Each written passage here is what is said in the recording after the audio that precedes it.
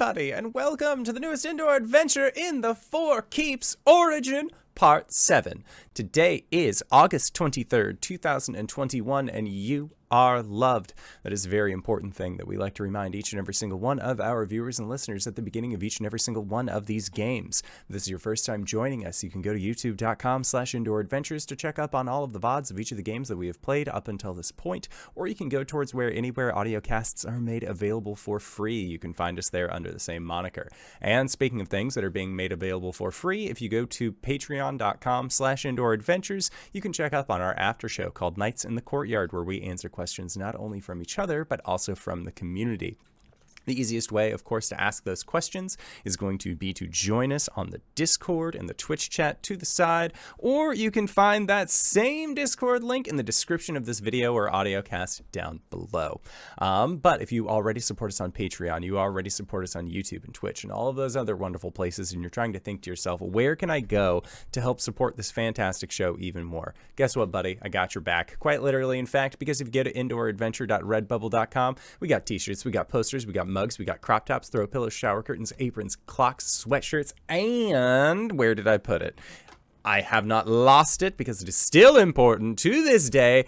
Yeah, that's right, Tiamat masks. We got face masks with the symbol of Tiamat upon them, done by our very own Cyberwolf1201, where all of the proceeds of those masks end up going to help support Doctors Without Borders. So if you would like to help support a good cause, or possibly help support the show, you can again go to indooradventure.redbubble.com. That is indooradventure, no S at the end, .redbubble.com. But that is it for my opening spiel.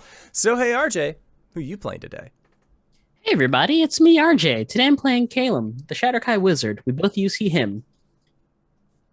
Hello everybody, I'm LBHackEmUp, and I'm playing Gwen, the Halfling Barbarian Fighter. We both use she, her. Hoi! I'm Cyber. I use he or whatever pronouns. I play Arjhan. Arjhan is a cis male Illyrian Draconian Dragonborn Ranger Cleric who uses he, him pronouns. Hey everybody, It's been a while. I'm Wings, also known as Danae Keener. I use she, her pronouns, and I'm playing as Cori, the Elegant Paladin, who uses she, they, and he pronouns. And I am the Indoor Adventurer, and tonight I shall be your Dungeon Master. So, last we left off, I'm going to do this real quick. Boom! Banhammer. So, I am the Indoor Adventurer. Tonight I shall be your Dungeon Master. Let's kick off where we last left off. So, you guys had been able to, after a brief recovery session on the moon, speaking with Elistray, you learned about the plan to defeat Caius, a 3-stage plan that would involve gathering his true name, finding a weapon capable of housing such a powerful spirit, and also communicating with Asmodeus, the Lord of the Hells, in order to learn the abilities to then, well, pop him inside said weapon and hope for the best. It was at that point that Arjhan, not wanting to speak to Elistray, as there were, let's put mild tensions in tags around that one, he and Gwen decided that they were going to go off to the point where you had gotten done battling against the Worm Colossus. It was at that point that Arjhan began to get into communication with another version of himself from a similar timeline that's asked to then meet you at the Great Worm Cavern in the Deep Mirror Hall. Following the instructions of this variant, you were all then transported back onto the plane, this time in relative spatial to the village of the Unan people, where Jirana is from, the Herald of the White. It was at that point that Arjhan was able to get into contact with said variant through a mystical gemmy-like mirror inside of this cave, and after a brief conversation, you were then returned back to your party. At this point, Gwen, being the chieftain that she is, asked the speaker here, Grayscale, if it would be possible to initiate some sort of trade route between the Tread Thunder clan and the Yunnan people. Grayscale was more than willing to abide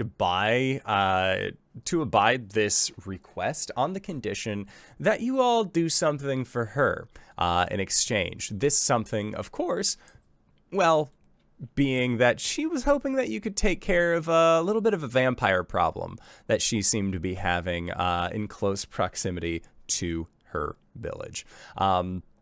So at this point, we had last left off with your group coming over a rather snowy embankment on a hillside, looking down at this small camp, this outpost that you had seen, or at least been told about, where the vampires were in existence. You came here during the daylight hours, so looking out, you don't actually see many of them. If any, about, and instead you know that they have sealed themselves off inside of a cave mouth to prevent themselves from being exposed to this dangerous sunlight. And that was where you were all going to be preparing for what to do in this situation.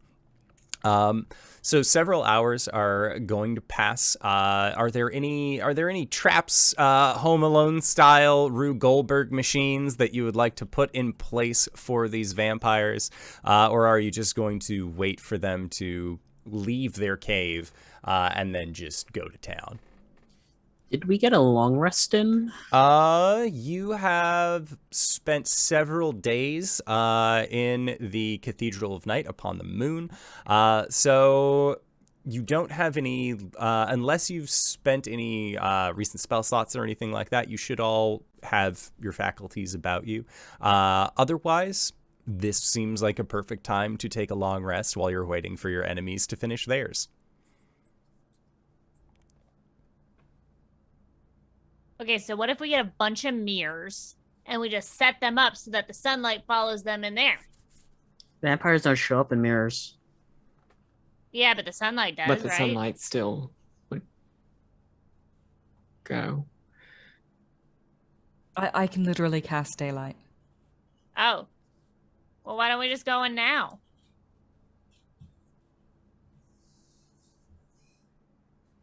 I'd like to have all my spells. You don't? No, I use multiple sendings. All right. Well, I guess we can wait. Well, we're fighting them on their... You can go in the hole. We're fighting them on their turf if they come out here at night. Give me a few hours. I can at least get back some of it. Well, give me like an hour or two. I can get back some of it using my arcane recovery feature. And All right. using a new feature in D&D Beyond, you can now simultaneously roll your hit dice from the short rest menu. Oh, Yay. don't need it. Whoa! Nice to have, though. God. All right, so we're going to wait a couple hours, then we're going to go in and just cast sunlight and, burn them all up. That's how it works, right? They're just going to turn to ash. No, not exactly. I assume that I need to roll Arcana Yeah. if I'm gonna spout vampire mechanics. Yeah. Oh, that was a very slow dice roll. 23. 23. 22, sorry. 22. Gotcha. Yeah, so Arjhan, you know that they have most vampires, the bigger ones, the more meaty subjects, are going to have a sunlight hypersensitivity, where they will be taking damage when they are within the sunlight. Also, being in the sun prevents them from regenerating. If certain vampires die, it is known that they will turn to a mist or bats, or some such escape method. If they are in sunlight when this happens, they just turn to dust. Others, lesser vampires, are actually not as subject to the same rule. necessarily. It seems like there is actually like a strength threshold for daylight being an effective thing against them. Okay, so I'll just explain that. No, you actually do have to kill the vampire. It's the sunlight is more just so it makes it easier to kill them. Oh. Okay, I mean, I'm cool with that too.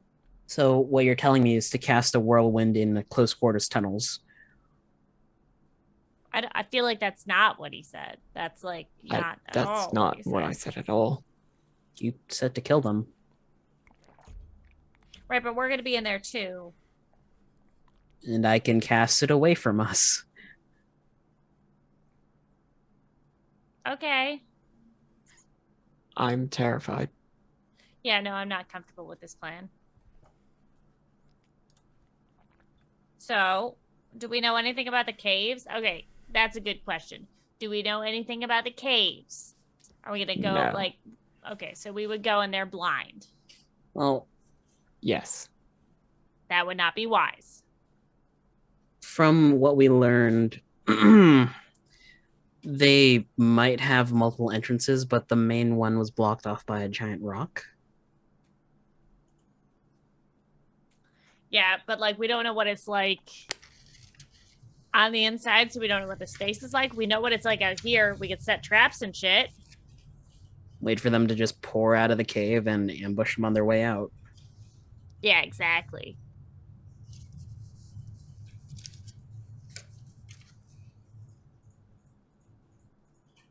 Okay. Sounds like is as good a plan as any. I don't know, Arjhan. Undead weren't really my expertise, like they were yours. Arjhan is thinking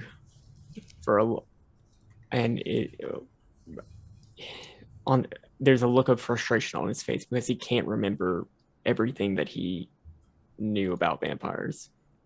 Hasn't been able to for a while.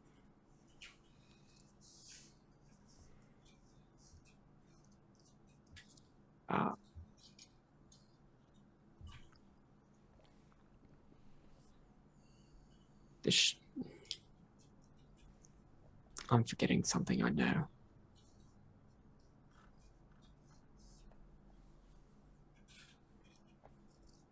Well, like, can they only be hurt by certain things, or? Do I know that? Yeah, I would say that you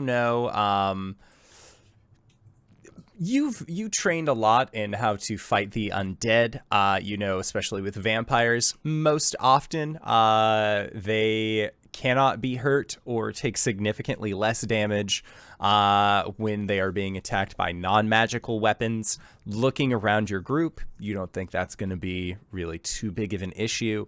You also know that they are typically going to be taking less damage from things like necrotic. Mostly because of, again, their undead nature. But for the most part, like Radiant, really good. A lot of them will have like a regenerative property that is then unable to be used if they are struck with Radiant damage. Is it specifically Radiant damage that does that, or is it the sunlight? It is Radiant damage, not necessarily sunlight. But they take Radiant damage if they are in sunlight. That is correct. Lycan Mage 666, thank you so much for the sub. This is a good bell. That's a wonderful little thong. Bong. Nope. Mm-mm. Both of those can be taken out of context. I don't know what to do now. I was just gonna let it pass. I am out of Adderall. And I haven't had coffee. Oh, dude. Neither have I. Okay, so, you know that, again, sunlight is good for a multitude of reasons, but really what you're looking for is just that radiant damage. Okay. Well, I could either... Oh, that's not concentration. Never mind. What? Okay. I can just create daylight. Should we? Okay, so And I like, don't even have to think about it. Just perfect. do we like? Can we like set pits and shit? Like, do get barrels of oil and like set them on fire? Fine, yeah. Yeah, we could. Yeah. And then Do when we, they fall do we into have the pit, access to that? Yeah, if you have the stuff on you, you're more than welcome to do it. I know that Gwen does have an alchemical jug that can produce oil. Oh, yeah. Yes, one of the things that wasn't lost. When did we get that? I don't know. It's been like A 3 while. years. Yeah. So the current plan is to flush them out with holy water and then ambush them as they Wait, who try to said escape? anything about holy water? Oh, I'm sorry. I was Daylight. on half paying attention. Okay. Daylight. Got it.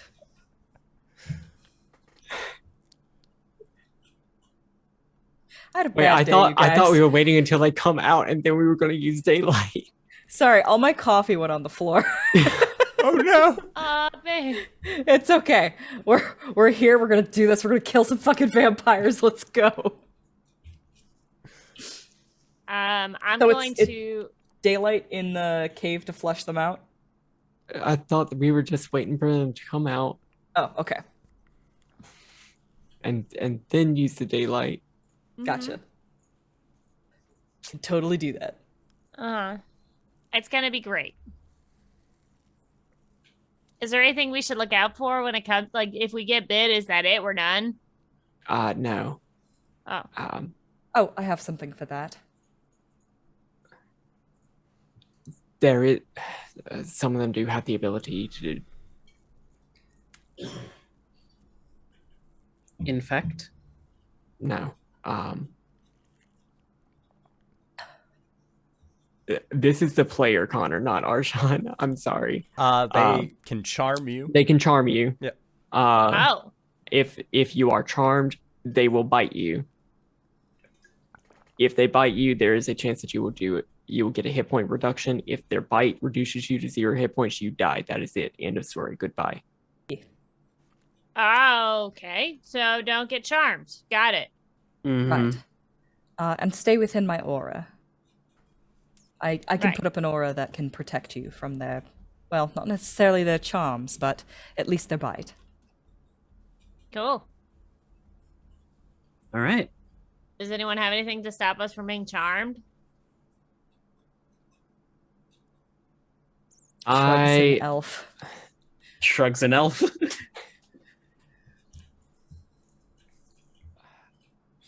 If I get rid of Flame Stride, which is now archived in D&D Beyond, no longer supported, I can get protection from evil and good, which does do that. Okay. So I guess DM, Yeah, that's fine. I'm gonna do that. D&D Beyond said no more for your spell. So, yeah, you feel free to replace it.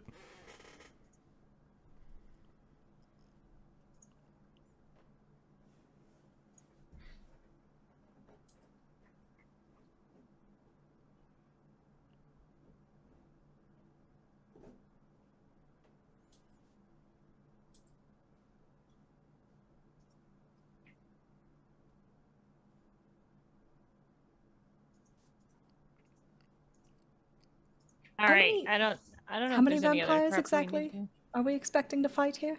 That's a good question.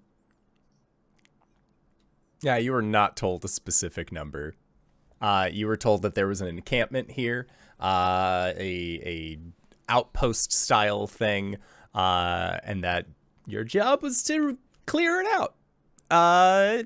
Grayscale, from your interactions with Grayscale, it seems like she didn't really know how many vampires were left. She just knows that they keep coming from this location, and she's tired of it.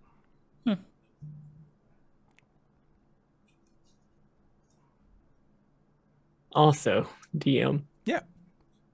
So, I just realized that daylight is a ranger spell. Is daylight sunlight?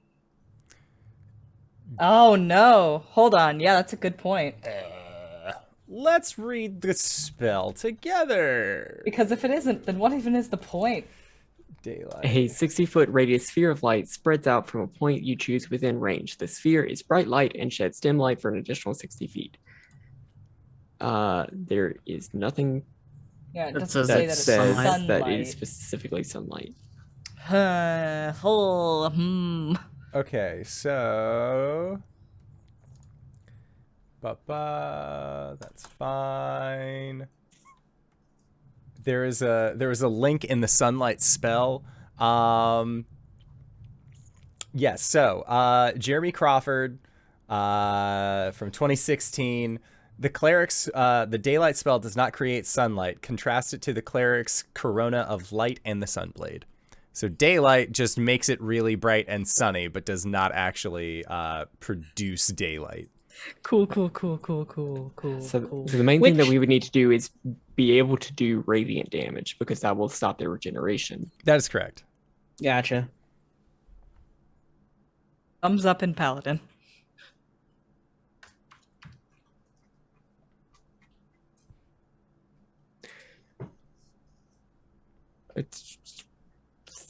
So what's happening? Well, I do have a spell that allows some of my damage, well, some of my magic to radiate radiant magic. I have to get close though, which is all right. Inadvisable, but should be fine. I can Steel Wind strike them and not move. It's fine.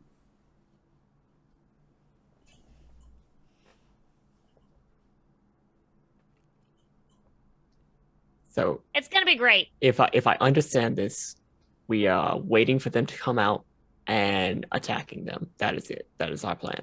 Mhm. Great. I'm going to down a potion of necrotic resistance before we do this. No, I'm not. I'm going to give it to Gwen. Aw, thanks. Sorry, that sounded a lot sassier than I meant it to. That was supposed to be endearing. I meant like, aw, thanks. I took it as endearing. Okay, good. I'm gonna put up an Aura of Life, which gives necrotic resistance. Okay. You want to wait till we get there first? Oh no, Yes, I'll but drink it then. Sorry. I know. I'm sorry. This is great. This is the session that we really just needed to fuck with some vampires. Like leave all the other stuff behind. Let's just focus on like this small thing. Oh my god. I love you guys so much. All right. I hope we all die. I hope this is TPK. This is the one. The words that was child's play. The vampires, that's the TPK. Just the one-shot vampires, like the one where it's like, oh yeah, you know, like not really like tied into a whole lot of other stuff, but like there was just The a lot palate of cleanser that cleansed us all. Well, at least we would know where that TPK leads. Most of y'all coming back as vampires. Ooh. And then we switch over to Vampire the Fun. Masquerade. No, I don't like that system. I want to be a Nosferatu. I will run that as a You are separate a game, but Nosferatu. not this. Not Actually, no. this. I want to be a Malkavian. That'd be fun. All right, so Anyway. the current we've plan. We've got an aura of life resistance that's given people around Cori necrotic resistance. Yes. Yeah. Okay, I'm going to drink my necrotic resistance because I'm probably not going to be around you. Okay. It is also concentration. So if that goes down,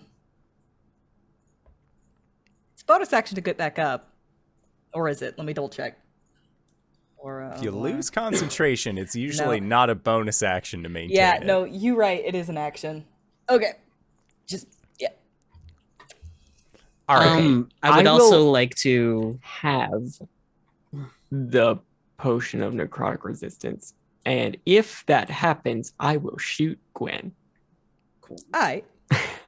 I would also like to point out, Danae, Crusader's Mantle, if you and Gwen are going to get close, because you do radiant damage with Crusader's Mantle. Oh, you know what? That's probably a good idea. Well, which one do we want more? I'm already necrotic resistant, so You can also make your choice when you see the enemy. That's true. That concerns me. Okay. I'll make my choice when I see the enemy. Yes. Just have those potions at the ready in case we decide to go with Crusader's Mantle rather than Ore of Life. okay. That took entirely too long, but I'm posting what I wrote in chat. Okay. So, waiting as you guys are making these plans, figuring out how properly to fight against the Izkin. The sun begins to get low in the sky once again as night falls, or night begins to fall. Looking down into this clearing that has this large rock in front of a cliffside, you can see that as the sky gets darker, that rock just begins to almost dissolve in place and fade. Caelum, make an Arcana check, and Arjhan, you'd be able to do this as well.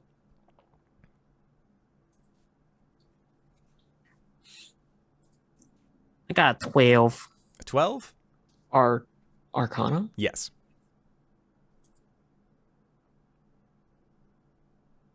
Ooh, D&D Beyond. You are Chugging along. 22. 22. Okay, Caelum, this must be some strange, mystical, magical rock, some crazy trade secret that allow the Izkin to do this. Arjhan, you would recognize this rock fading out as the effects of a hallucinatory terrain spell. Oh.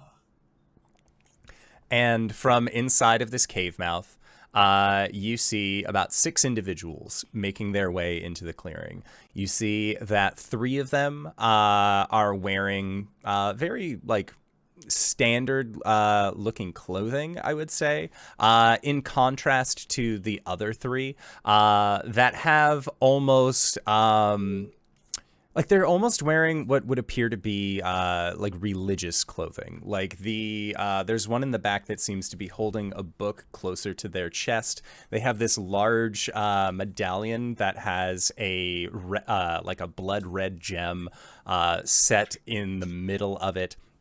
Hair is sort of slicked back. And then there are the 2 that are on the more religious looking one. Seems to be wearing armor, and they both have rapiers at their sides. And you can hear them talking about they're going to try one more time. They have not heard, and they're speaking in common at this, and seeing as how they don't feel like they are surrounded or they have not detected you.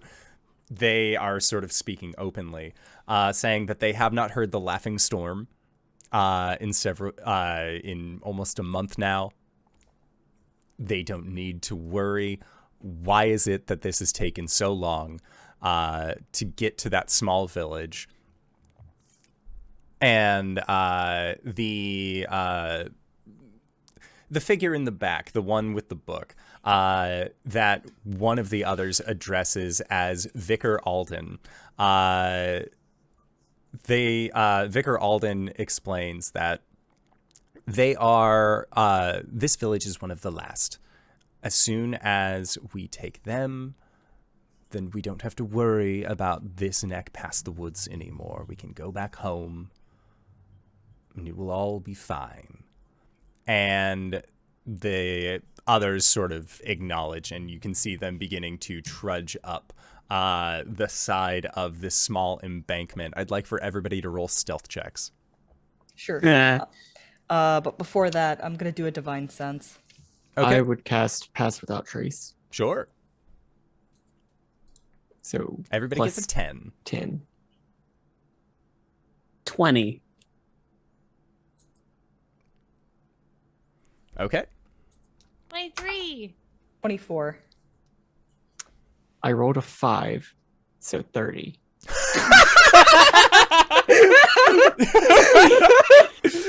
I love high level D&D.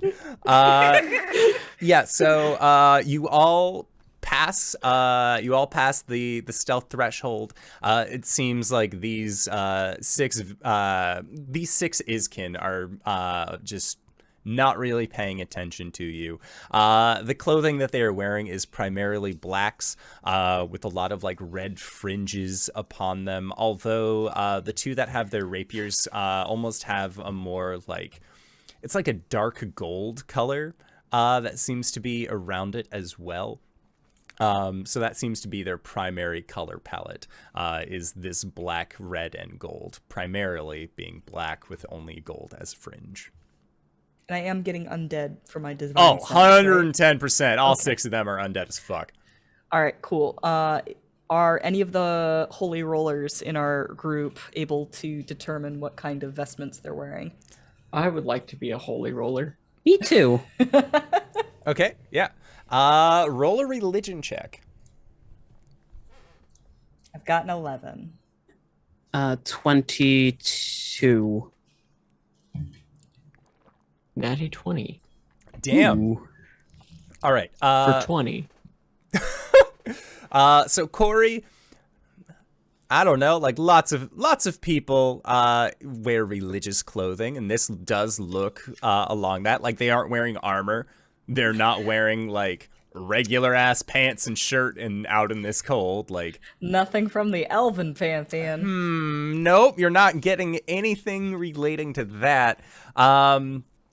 Whereas Caelum, you and Arjhan, looking at it, it seems like the two that have their rapiers off to the sides are almost dressed in the same way that a religious champion, either like a paladin or a war cleric, one of those styled individuals seems to be wearing. Like they have a breastplate on.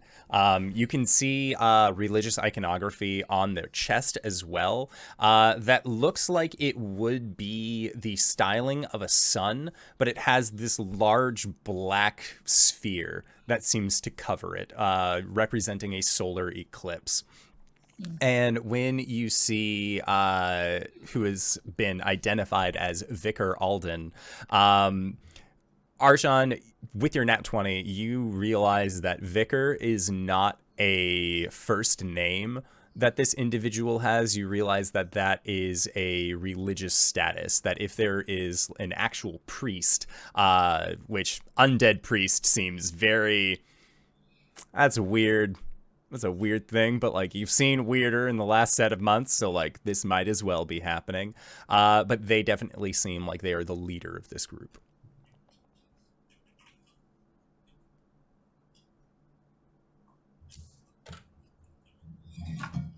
But they have not noticed you, and they are making their way out past the cave. You want me to start this up? I mean, if we start attacking, will they be considered surprised? They will be super fucking surprised. Cool. Should we roll? All right, let's pop off. Roll for initiative.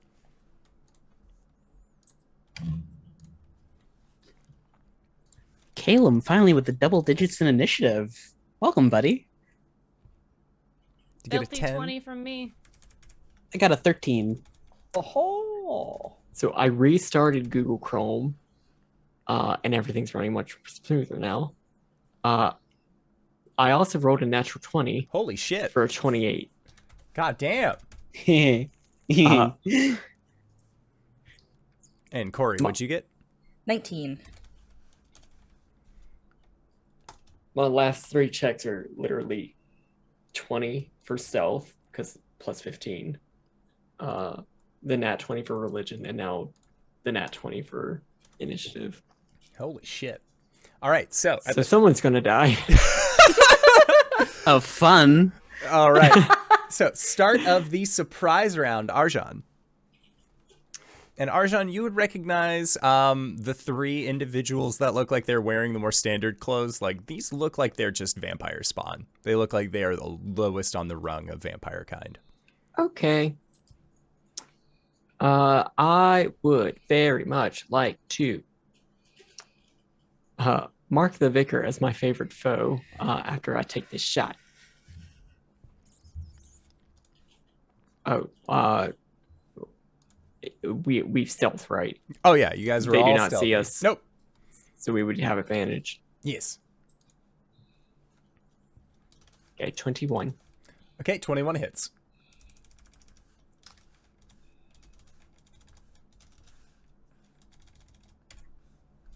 I have to remember how my fucking abilities work. Okay.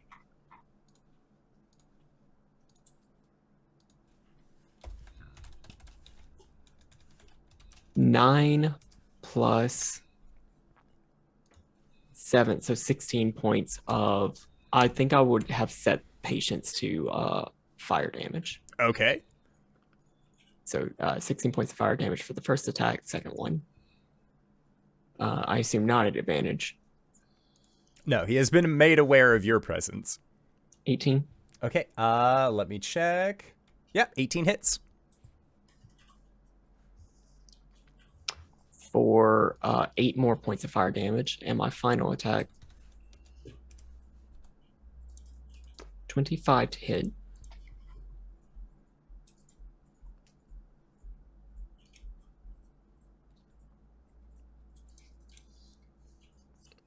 How much damage on that one?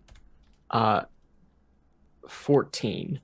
There was an additional D8 that I got from Dread Ambusher. Nice. That is my action. I would like to vanish. Okay. For sure. And then vanish, you are just like invisible, right?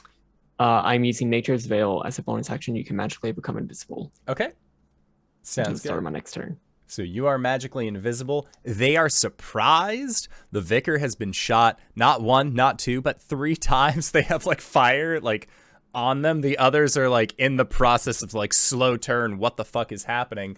Gwen, you are next up in the surprise round. All right, Gwen, how far away am I? How far away would you like to be? You guys were fully stealthed.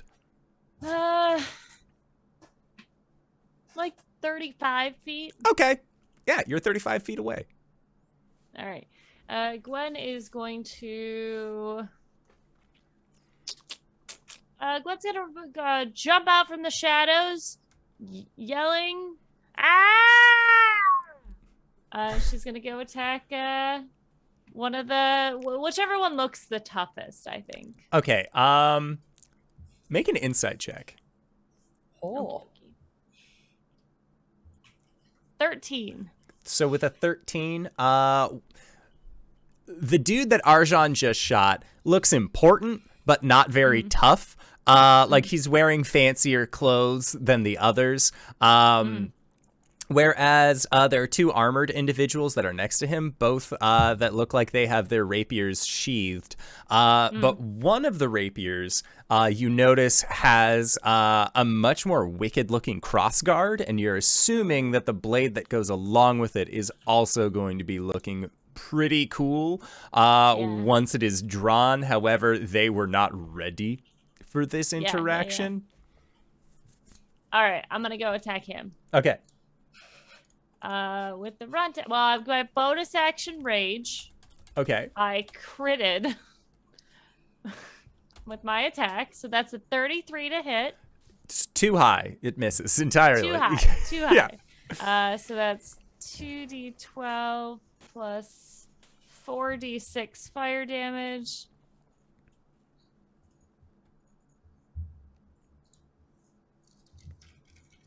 For a total of 32 damage. Okay.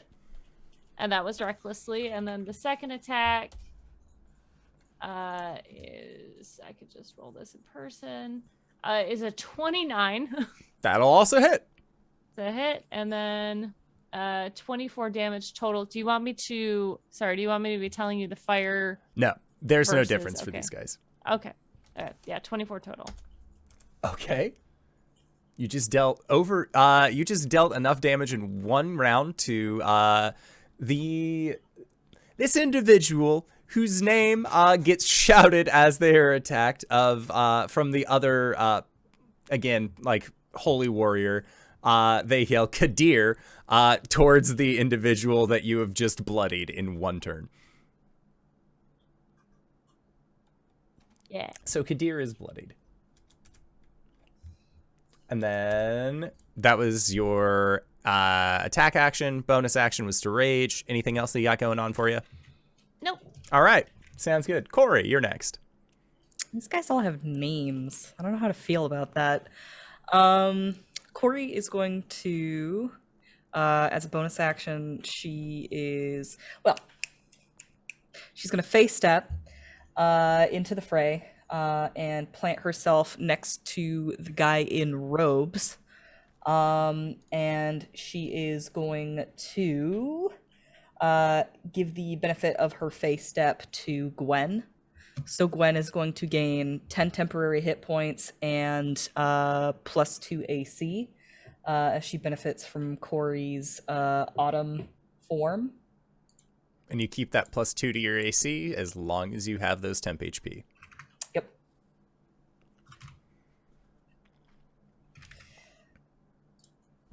And so that there's the Ironwood defense. So there is that. And then Cori's going to put up, hey, RJ. Yeah. Now that we've seen these guys, which one do you think we should do? Honestly, save the Crusader Mantle for when we have to go into the hive. Cool.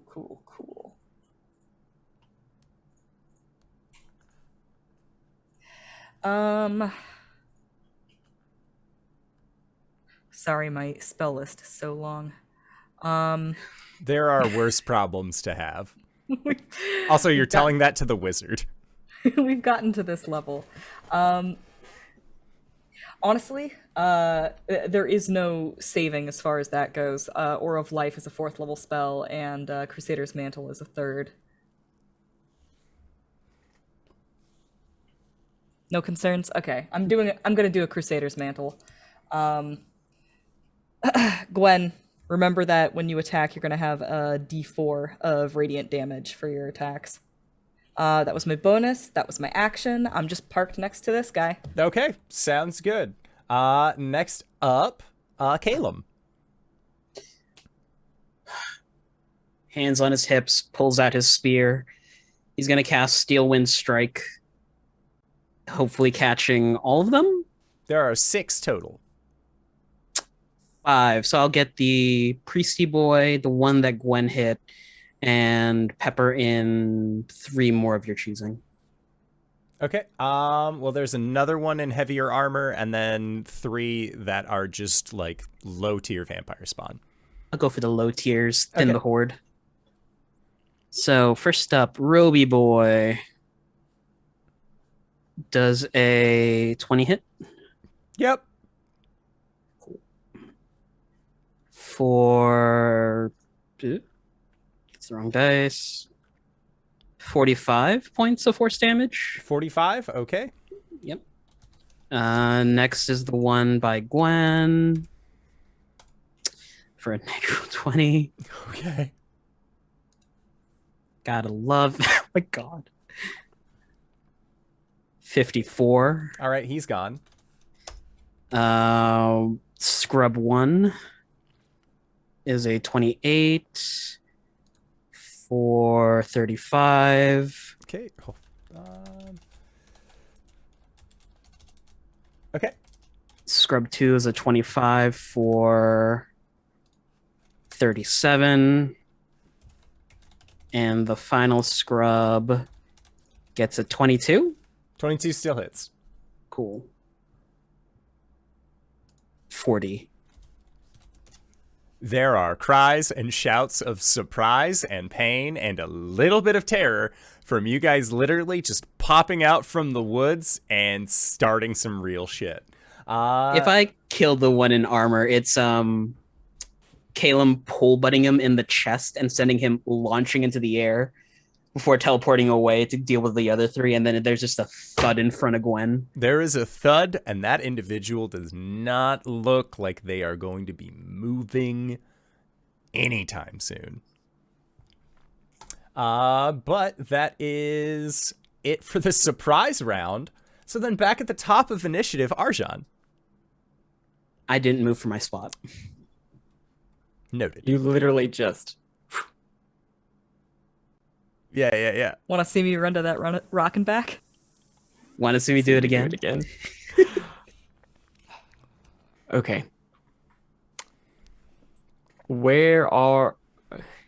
How tight are the vampires? The vampires were pretty tight to begin with. It looks like they were going in more it was like a 3 triangle at top, and then below that was another triangle of individuals, more like a diamond shape, with like point being led by Vampire Spawn, and then back was 2 of the champions, and then 1 of the Priesty boys. If I do a Hail of Thorns, you would be able to make it so that way you don't target your friends. for my bonus action, I would like to Hail of Thorns. Okay. At 4th level. Sure.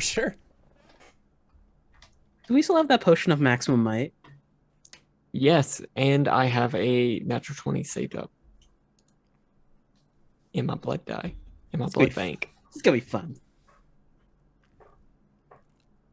Do you need it? He's gone now. I would like to shoot the Vicar. Okay. 24. That'll hit him. Okay.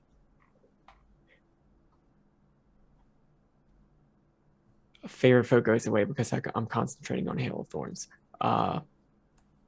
7 points of fire damage. Okay.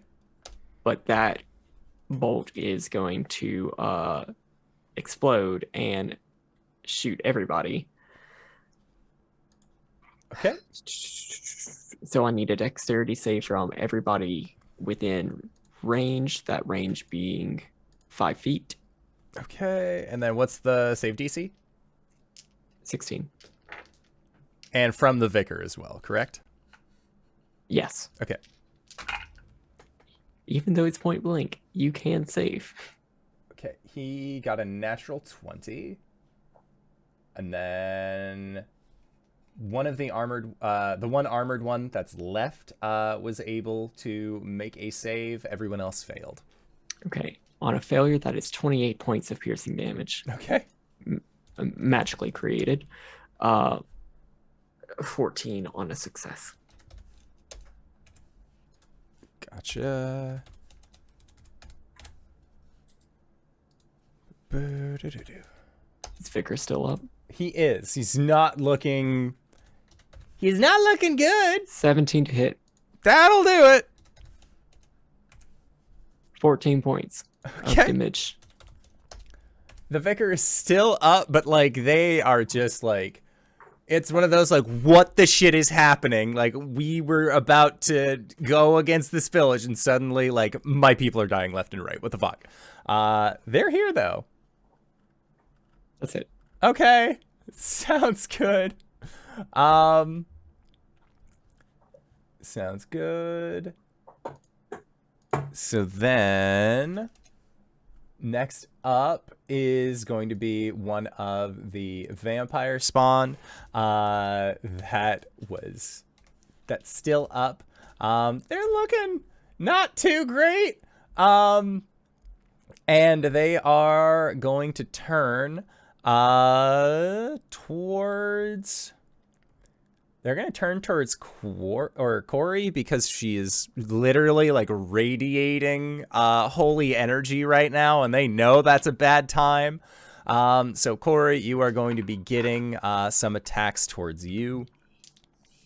So this is for a claw and a bite.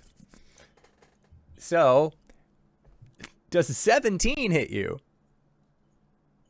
No. All right, it's so not. I'm assuming the 11 doesn't hit you either. The next up is going to be the Holy Warrior looking individual.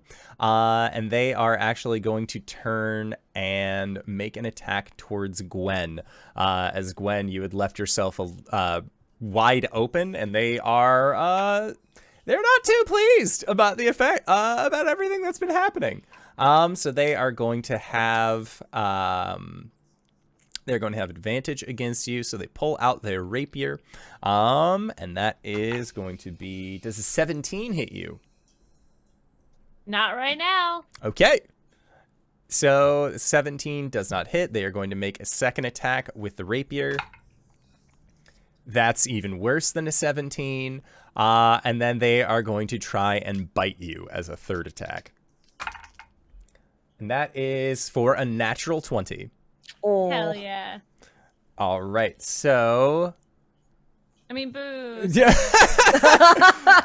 I got to get a win too every once in a while. I know. Right? All right. So Gwen, you are going to be taking 11 points of piercing damage. Okay. Followed up by 16 points of necrotic damage. And then I need you to make a charisma saving throw for me. Oh, wow. This is a Oh, charming boy. bite. I mean, Ooh, that's a 20. All right. So, Gwen, the bite comes in, and there's that part of you where you're like, oh, that doesn't feel so bad. Hey, wait a minute here. And you got to no, this is not for you, mister. Ayo. No. But your hit point maximum is reduced by an amount equal to the necrotic damage taken from the bite. Okay, so 8. That was Resistance. 16. Yeah, because you had the resistance. Okay. So watch out for that. It could bite you to death in a long time because you got so much fucking HP. That was all that they were able to do. Gwen, it's your turn. All right, Gwen, fuck! Looks back at Caelum. I had it! Thanks! I had it. It's fine. She's gonna aim. Well, actually, I'll use my bonus action to manifest an echo. Yes. And then, yeah. So I'm gonna have Salamarn come out, and on the other side of them, I'm gonna use ghosts against them, and then she is going to attack twice to the other armored fella. Okay. Okay. The other armored individual is not a fella. They're a lady. Oh, my apologies. That's okay. Okay, I'm doing it recklessly because why not? That is 23. Yeah, that hits. Okay. All right, and then the second attack is 23 as well. Gonna hit it twice on the thing. For ooh, that's max damage. 30 damage total on the first hit. Okay. Thanks, D&D Beyond. And 17 damage on the second hit. And you are adding in the D4 for extra radiant damage, Oh, you're correct? right. I'm so sorry. I'm not, but thank you for reminding me. That is going to be 3, and I'm going to re-roll one of those. So 7 total. Okay. Sounds good. And then Cori. It's me. All right. What does the battlefield look like? How many are left? 5 of them out of the 6 are left. None of them look great right Okay. now. All things considered, Yeah. It's looking pretty grisly on there, and they have done nothing to you guys except like one dude bit Gwen. Gotcha. Has the Vicar had a turn yet? The Vicar has. Okay. And you could see during, or no, because the Vicar was in the surprise round when all of that was happening. Right. However, even with the surprise round, because they aren't able to take actions or reactions, you still saw some of their wounds beginning to close as they had actually Understood. gained some health. Okay. Just checking. Yes. Cori's gonna like give him like a like I'm watching you kind of look. And she's gonna stab at one of the armored fellas, but she's gonna stay within range of the Vicar. Okay. Not hard, because the armored pair was right next to the Vicar. So he's there. And you are right next to the only surviving armored individual, because Caelum sent the other dude flying. Oh, then the armored lady. Yes. I'm going 18 to hit the armored lady. So as you go to hit the armored lady with the 18, your blade is so close to being able to actually strike out against her, but with a flourish, her rapier actually wraps around your blade and sets it off to the side, almost using your own flow of energy against you, as she is going to use her reaction to parry. Aha. All right. Cori looks briefly impressed and just leans into that momentum and swings back around for a second strike. Okay. 19? Yeah. A 19. Let me check. Yep, because it is only against the one attack. Yep, that hits. All right. I'll go ahead and throw a first level smite on that. So this is going to be 9 slashing damage. Okay. 5 plus... Actually, never mind. Hold on. The other... There we go. First level smite. 7 radiant damage. Okay. And then an additional... 3 radiant damage. Okay, sounds good. She shrieks as this radiant damage courses through her, and you can see where you strike. It's like the reverse of what you would normally expect on living individuals when they get struck with necrotic damage. That's when you kind of see like blood congeal in their veins. It looks really nasty. This is the reverse when dealing with vampires. So as that radiant hits, that's when you can see like their insides are just like not agreeing with this influx of holy energy. So then, Cori, that was your turn. Then it would have been Kadir, but that dude's super dead right now. So next up is Caelum. What are the 3 individuals who are not armored doing? Well, 2 of them have yet to be able to do anything. And then the other had engaged itself with Gwen, or had engaged itself with Cori, trying to strike out towards her. Caelum's going to Mike Myers walk with his spear over one shoulder towards the other 2, and he'll just cast a firebolt at one. Okay. 30 to hit for 18 fire. Holy shit, yep. Okay, they are not looking great. Still up, but like there's like a hole. Regenerate from that. Yeah, that's his turn. Okay. Sounds good. Caelum, end of your turn. Cori, as you had like given the like to the Vicar, they are going to use they're going to use 2 legendary actions. Oh boy. To bite you. Or at least to try. Historically, this has not been going well for me, but let's see what the die roll has to say. That's a 13, so I don't believe that that's going to do it. That's a no. No. Then next up are one vampire spawn who currently has a fresh hole that has been put into them from a firebolt. And they're going to turn and rush towards you, Caelum. And they are going to try and strike at you with them claws. I need to stop using that die. That's a 10 to hit. That's a miss. Okay, and then for their bitey, that is a modified 20. Yep, that's a hit. Okay.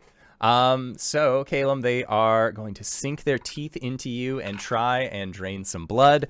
Joke's on them. That's not really a thing that happens with you. But you are still going to be taking 5 points of piercing damage, and then 10 points of necrotic damage. Reduced to 5. And my max goes down, right? Correct.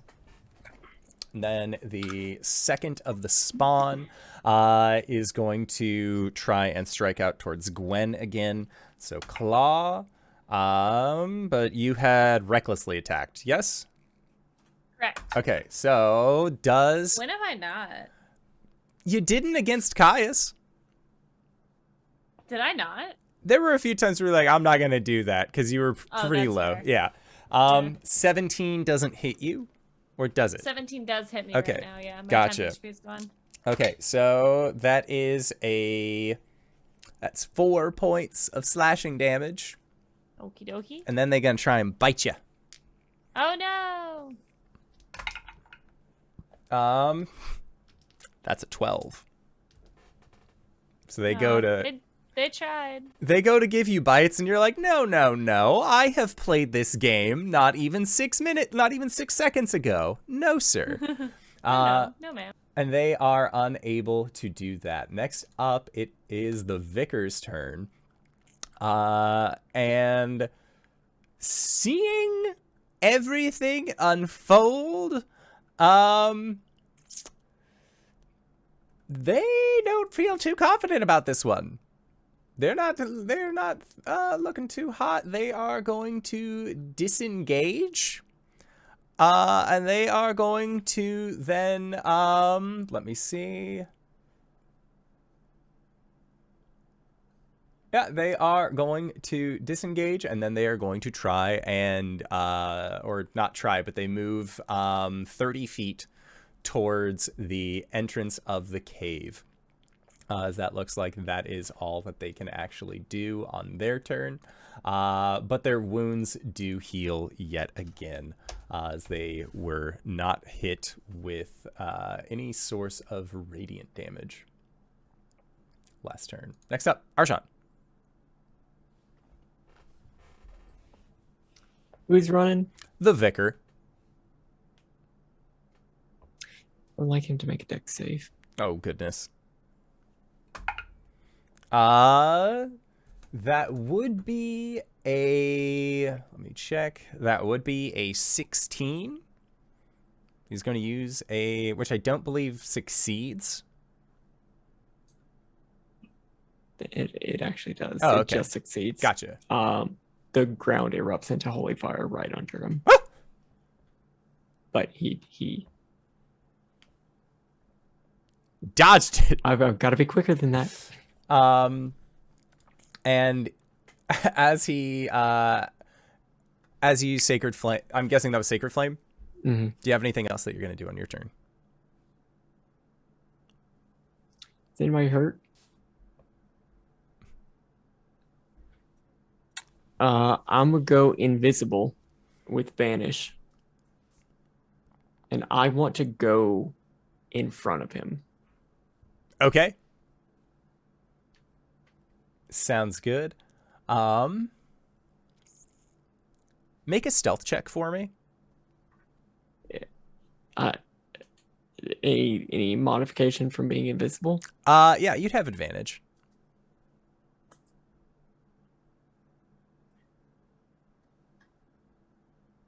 34. 34. Okay. So after your turn, the Vicar is going to use a legendary action to move, and he yells, sorry, Selena, you're on your own. And then continues to like run forward towards the cave, and then is just bump stopped by an invisible dragonborn that was directly in front of this guy where he wanted to go. So he just sort of stops and like, what the fuck? And like looks down and sees like claw indentations in snow, I would feel. I feel like at that point it sort of like fades and that Arjhan's just like looking down at him. And he, like, if there was a begrudging like hiss sound that he could make, just like not really into it. Next up is the vampire spawn that was attacking Cori. So they're gonna try and do that again. That is a 17, which I don't believe hits Cori. And then Cori, he gonna try and bite you, give you the chomps. It's less than that. No chompies. This is why you have neck guards. It's fine. And then Selena yells, "Alden, you piece of shit!" And she is going to disengage from the situation as well, and she just starts hightailing it. And yeah, she not looking super great as she is making her way towards where Alden is, which she does not see. Yeah, I would say, like, did the invisibility break with Alden running into you? Or was it just, like, a brief shimmer showing that, like, escape is not an option here? Arjhan. Did the invisibility break? Or are you, like, was it just, like, okay, yeah, so she's gonna be, like, she starts running in that direction and then just, like, fuck! Like, is just going to keep like barreling towards you in an attempt to try and at least get by you. That is it for those two turns. Gwen, there are 3 of these vampire spawn. 2 of them are on you. Not, well, like one's on you directly, another's on Cori. And then like Caelum has one, but he seems fine. Almost a little irritated that they would bother trying to attack him. Yeah, Gwen's going to attack one of the vampire spawn that is in front of her. Okay. With the run tax, for 29. Okay. To hit. And that is 26 damage. Okay, they had 25 HP. Okay. So and then no worries on that one. And then the next one is 23 to hit. Okay.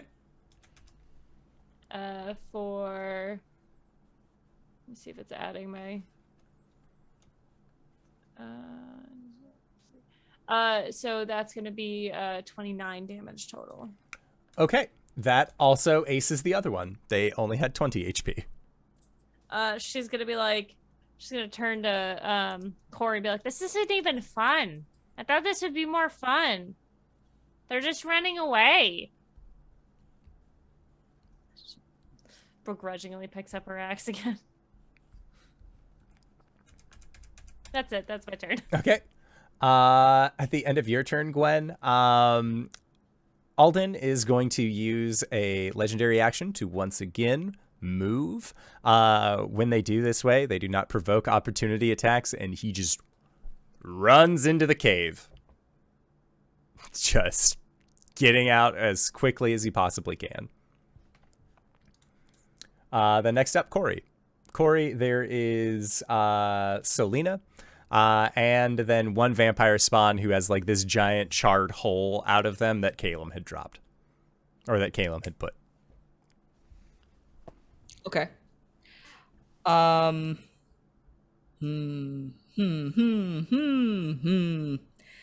Can Cori double move into the mouth of the cave and catch sight of Alden? Yeah, you'd be able to do that. All right, she's going to Hunter's Mark him. Okay. Sounds good. So your shadow grows long, and it just seems to extend outward and then latch on to Alden's shadow. She does that. Okay. At the end of your turn, he's going to use third legendary action to move. You know where he's moving, but he's just like, nope, nope, nope, nope, nope, nope, nope, nope, nope. Has to run very quickly in this situation. So he is 30 feet deeper into the cave. Next up, Caelum. Caelum, you have this very beraggled vampire spawn that is on you. You see Selena is in front of where Arjhan was, and then the Vicar had like ducked around and then ran deeper. I don't like any of this. As a bonus action, he's going to cast Tasha's Otherworldly Guise on himself. Okay. And he's going to choose a form of the lower planes to become immune to poison. No, wait. Yeah, lower planes to become immune to radiant and necrotic damage, and also immune to the charm condition. Sure. Or no, poison condition. Charmed is upper planes. Cool. It's a black ichorous substance that just starts molting over his armor as he turns to the vampire spawn and then attempts to put a hand on their shoulder for a nevermore. Okay. I'll say second level. 19 to hit. Yeah. 26 points of force damage. Just dusted. Just gone. God. Nope, he's not that dark. Gonna turn and look over at Selena. Okay. Then next up is the Vicar's turn. Cori, from where you can see, the Vicar, as they are in the darkness, you see their form changes and becomes less humanoid as they actually become tiny. You see them turn into a very small bat that then just begins going deeper into the cave. Huh.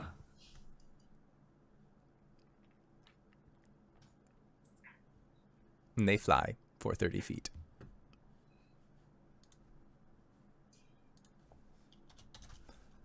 That is all that they can do. Arjhan, it is your turn.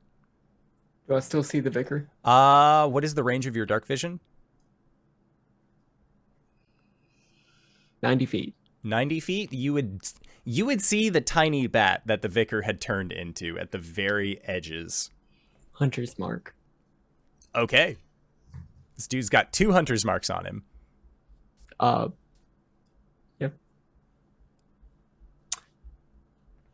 That's my bonus action. Yep.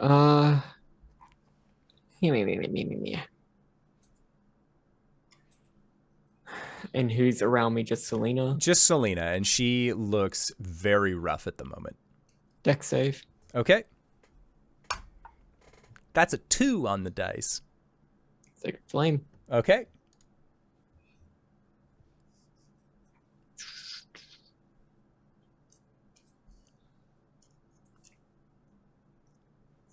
$14 points of radiant. She had 13 hit points left. Nice.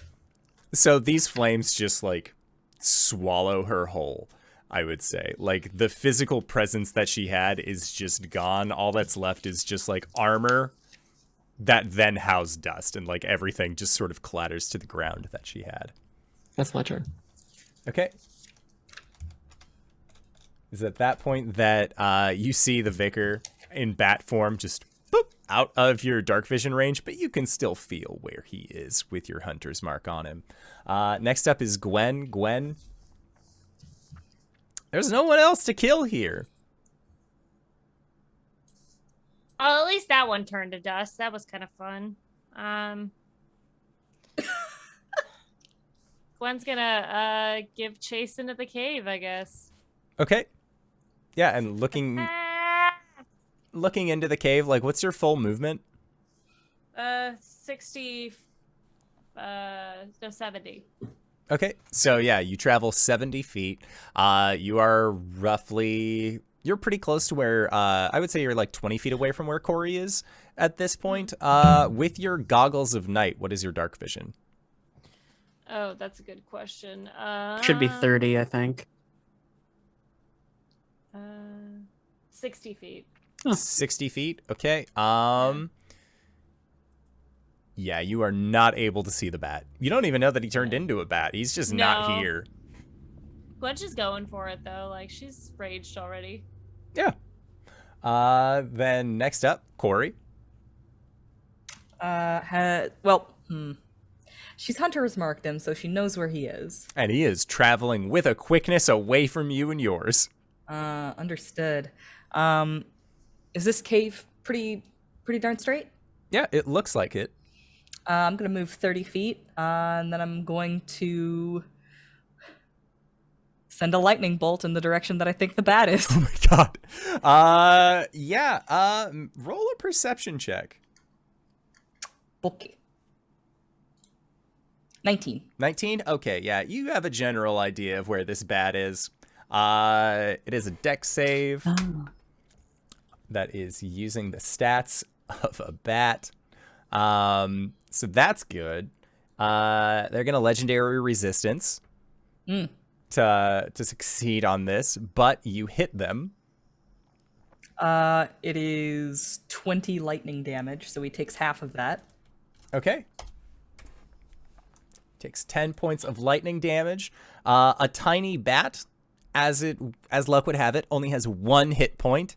So you hear the sound of a man falling out of the sky and then thudding onto the ground. Roll 2d6 for me.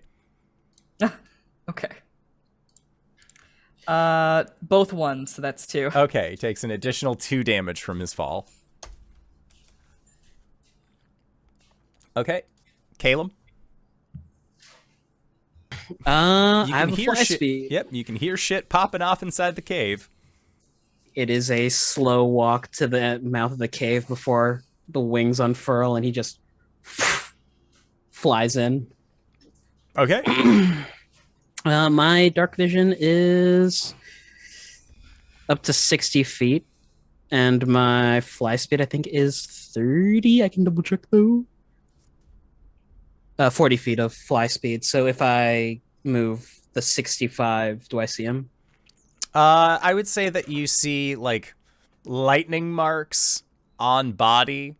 Because you have to, in order to get your fly speed, that's part of Tasha's, or are you bonus actioning using? It's part of Tasha's. Okay. Because if you were outside going up to the cave mouth, you would get to about where Cori is.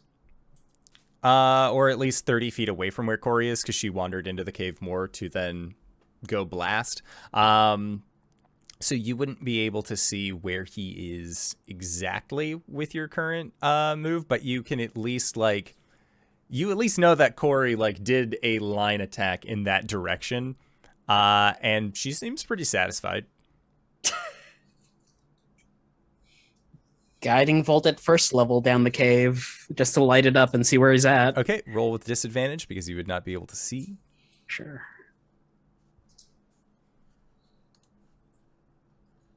Does a 15 hit? A 15 does not hit.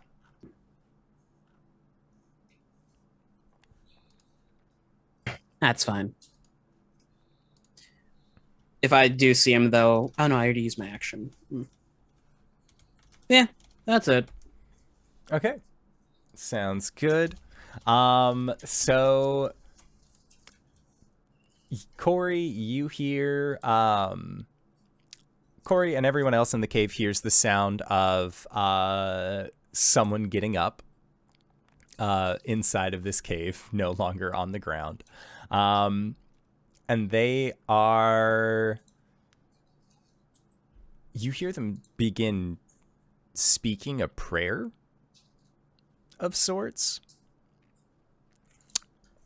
And let's see if help finds them.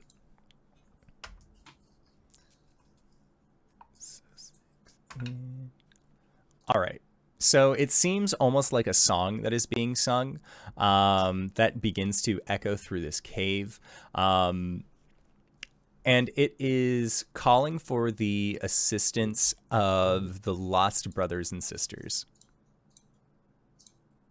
Oh no, it's the Lost Boys. No. And then Arjhan, you and Cori tap, tap, tap, tap, tap, tap. Like, the dude just like keeps moving at that point. But that is it for their turn. Arjhan, it is yours. Yeah, I'm going after this dude. Okay, yeah. Where are you at? He is, based on your hunter's mark, you can tell that he's roughly about, I want to say like 90 feet down this cave. Oh, I can see him then.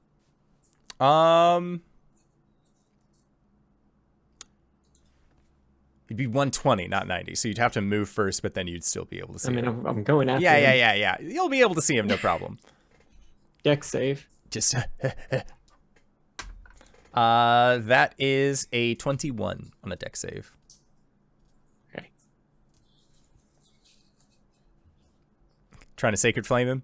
Yeah. Okay. I'll go invisible again and keep running. Okay, sounds good. Gwen? You can't see him, but you heard this weird chanting. I would say you at least know like generally where he was because you saw the light from the guiding bolt. Right.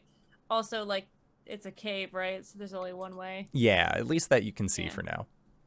Okay. Gwen is in go mode, so she's gonna be going down the. She's raged, so she's gonna continue down and yell as much as she can, I guess. Okay. Which probably isn't wise, but she's raging, so. Okay, sounds good. So double move. Yeah. Plus. So you move another 70. Gwen, you can see this dude like maybe like 40 feet ahead of you, and he's just like, still just like, God damn it, no! This is supposed to be easy. You aren't even members of the Yunnan. What the fuck? Like, yeah, he trying. And Gwen, as you arrive, you just see him like tap, tap, tap, tap, tap, like keeps going. Like he's just using his legendary actions to try and get away from you guys at this point. Cori, it is your turn. How far away is he from Cori? From Cori, I would say that he is roughly about at that 90-foot mark again. But you know where he is with Hunter's Mark. Yes. Okay. Oh. Huh. Yeah.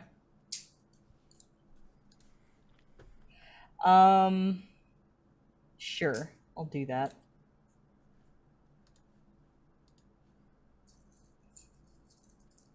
I'm going to Dimension Door to appear deeper in the cave, like on an interception route, not necessarily right in front of him, but maybe about 30 feet in front of him. Yeah. Totally fine. That's my action. And as a bonus action, I'm going to pop Guardian of Nature, Primal Spirit, increasing my walking speed by 10 feet and other things. Okie dokie. Yeah, and then at the end of your turn, you just see him like looking behind him as he's running forward and then just stop. like, oh God. Yeah, right back at him. Yeah, he is just like, what the fuck? Like, where did you come from? What is this? So then that is Cori. Caelum, it is your go. You have just seen Cori like step into a shadow, and then you hear hissing sounds from down the way. Full movement of 25 feet and 40 flying to catch up. Yeah. He is now about like 60 feet away from where you are. Yeah, it's gonna be funny. It's just this dark mass flying down with a spear dragging along the ground out to stab this man. Okay.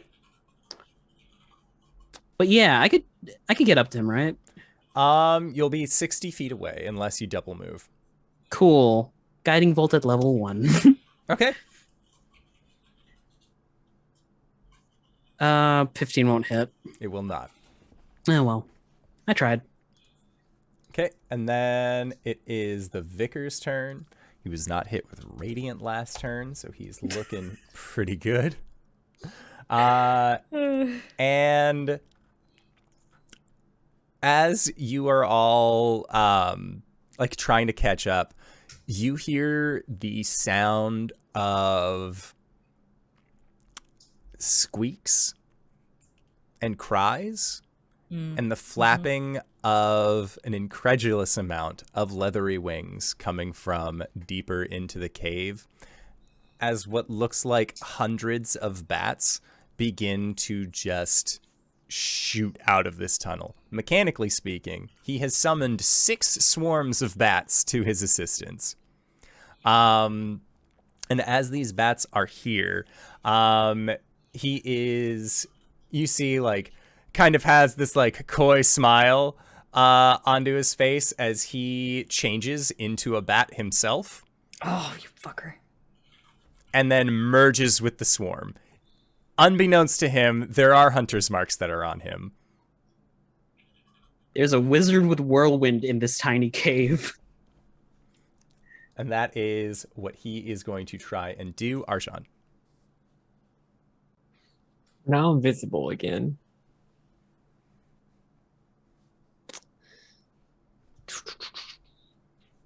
I would very much like to shoot this man. So I'm going to do that. Okay. I'm gonna take a shot. 31. Okay. That'll hit.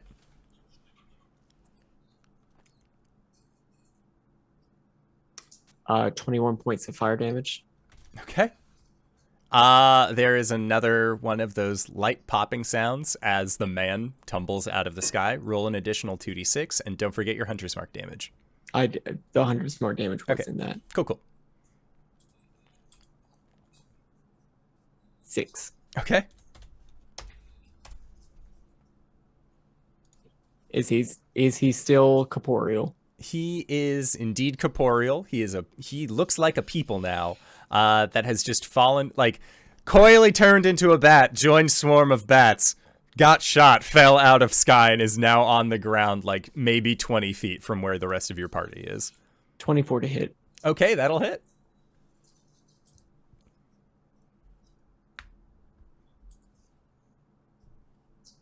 $13 points of fire damage. Okay. He take. I'm gonna go invisible and get right beside him. Okay. Sounds good. So end of your turn, he's going to use a legendary action to move. Half of that will be standing up, and then he will move 15 feet more down the cave. He does not provoke when he uses this legendary action. So Well, he's a duty head. he is. He left his companions to die, and look at where that got him. Gwen, it is your turn. There are hundreds of bats in here. You watch this dude turn into a bat. How are you supposed to pick this one guy out of all these? Oh, shit, he's a guy again. Oh shit. Oh. Are these bats looking aggressive or are they just flying around? They seem like they could get aggressive at any point. Okay. Gwen is gonna pull out the Sun Forger and throw it at the horde of bats. Okay. They need to make some saves, I believe. Yeah, they need to make a DC 15 Dex save. Okay. Please. Oh, that's terrible. They fail. All right. So that's gonna be 13, 15 damage. If there are hundreds of bats, there are roughly about half of all of those bats that are left after you do this. As there are many just like heaps and shrieks as they just also turn to dust filling this cave. LB feels bad. I'm gonna continue to run down this hallway. Do we have him yet? Like, what's going on?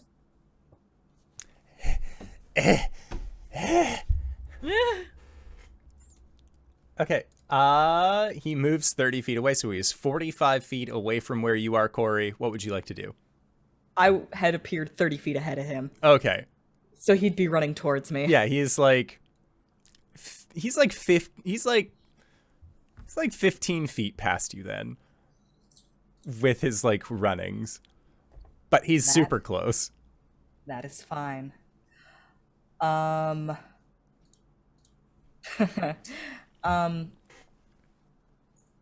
gonna do something I haven't done in a long time.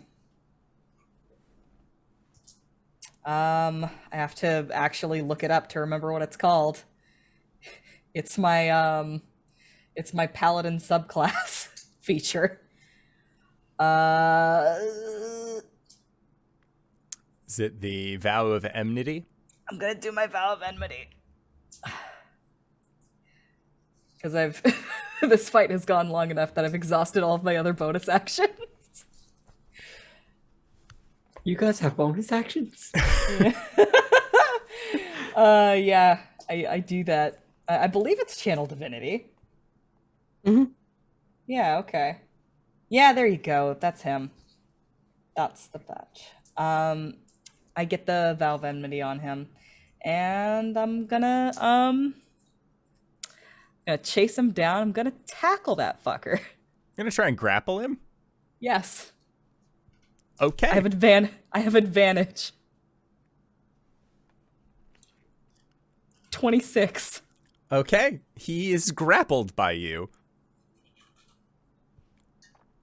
So he can't wiggle worm his way out of that one. He is, however, going to use 2 legendary actions to try and bite you. That's fine. He can try. Why'd you gotta say it like that? I got an 11. All right. So, Caelum. Cori Caelum has uses- like body locked this vampire. It's like trying very hard to get out. Caelum's gonna walk up to Arjhan's side, seeing this, and turn to him. You want to see something funny? He'll like raise his eyebrow. 5 feet in front of Cori and the Vicar, Caelum summons a wall of force. Just filling the cave. Just filling the cave in front of them. Okay. Wait till he gets up. It'll be hilarious. Okay, so it Boom. is the Vicar's turn. Unless Caelum, you had anything else that you wanted to do. Mm-mm. My Tasha's dropped, so I'm no longer immune to necrotic. Okay, sounds good.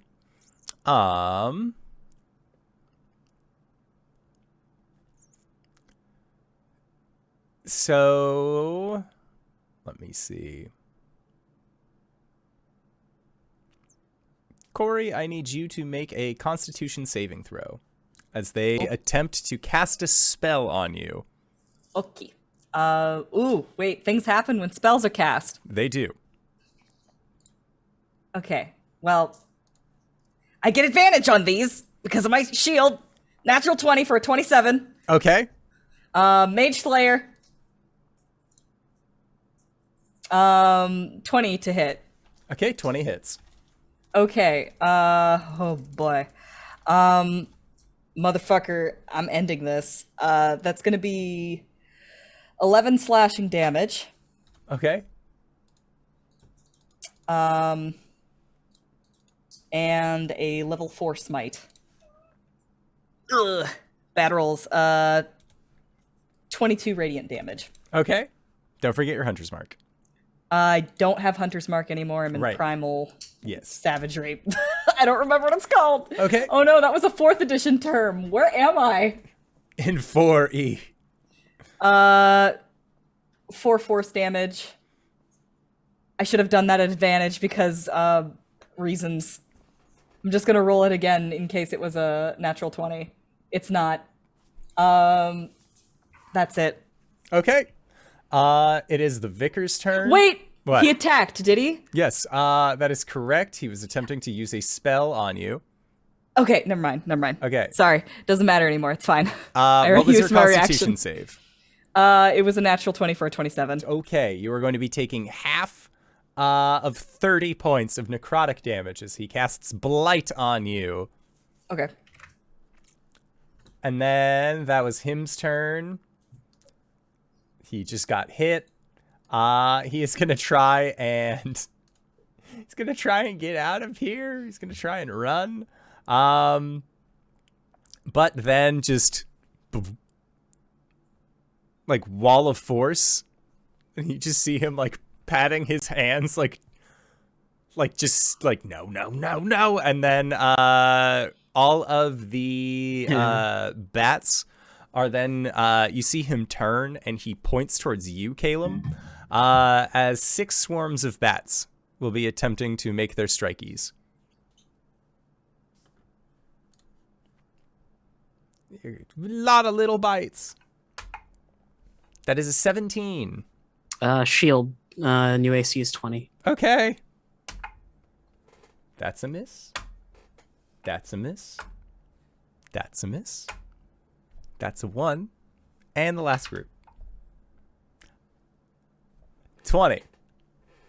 You hit. Yeah, I did it. Yay, me. And then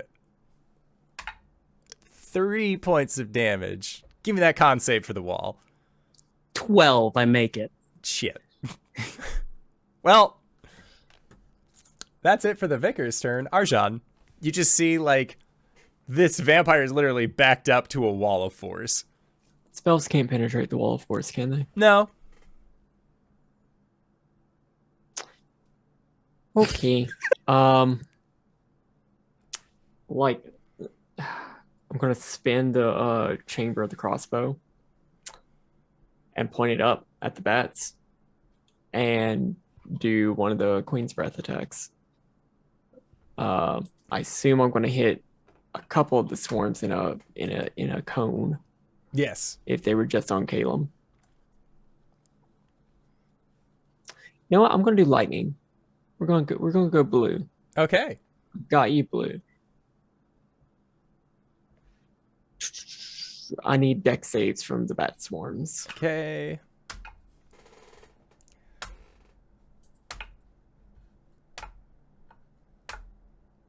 All but 2 succeed. 20 on a failure. And the DC was 15 for this. Yeah. 20 on a failure, 10 on a success. These bats did not have very much HP left after Gwen blasted the Sun Forger, so, like, that lightning just courses through them as the bats are no longer a threat to you and yours. Okay. Gwen, it is your go. There's this vampire that is, like, backed up against a wall of force. All of their reinforcements have dropped. And they are just sort of, like, looking at you with just, like, this mean mugging look. But you can tell, like, there is the mental gears of turning of just, like, shit.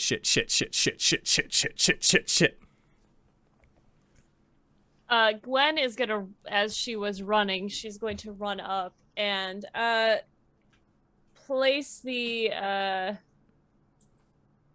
runt axe at his neck.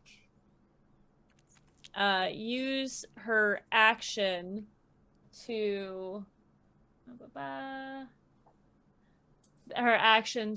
resummon the Sun Forger in her hand, in her other hand, and just kind of say to him, "Beg for your life." That's what you want after all of... Would you let me go? I don't know, man. I thought this was gonna be a lot cooler. What you the guys are, fuck? like, You killed super so sentient. many! Yeah, but then you ran away and it, like, you didn't, like, Yes! burst into flames and stuff. It was just, like, Survival instinct! I know, I get it, dude. It just wasn't as cool as I thought it was gonna be. Well, I'm sorry my mortality isn't cool enough for you. You know what? It's not. So, like, fucking tell me where your people are. Nightstone Keep! Do you want to go there? I can take you! Do we want to go there? Have we heard that before? I don't believe have heard of Nightstone Keep.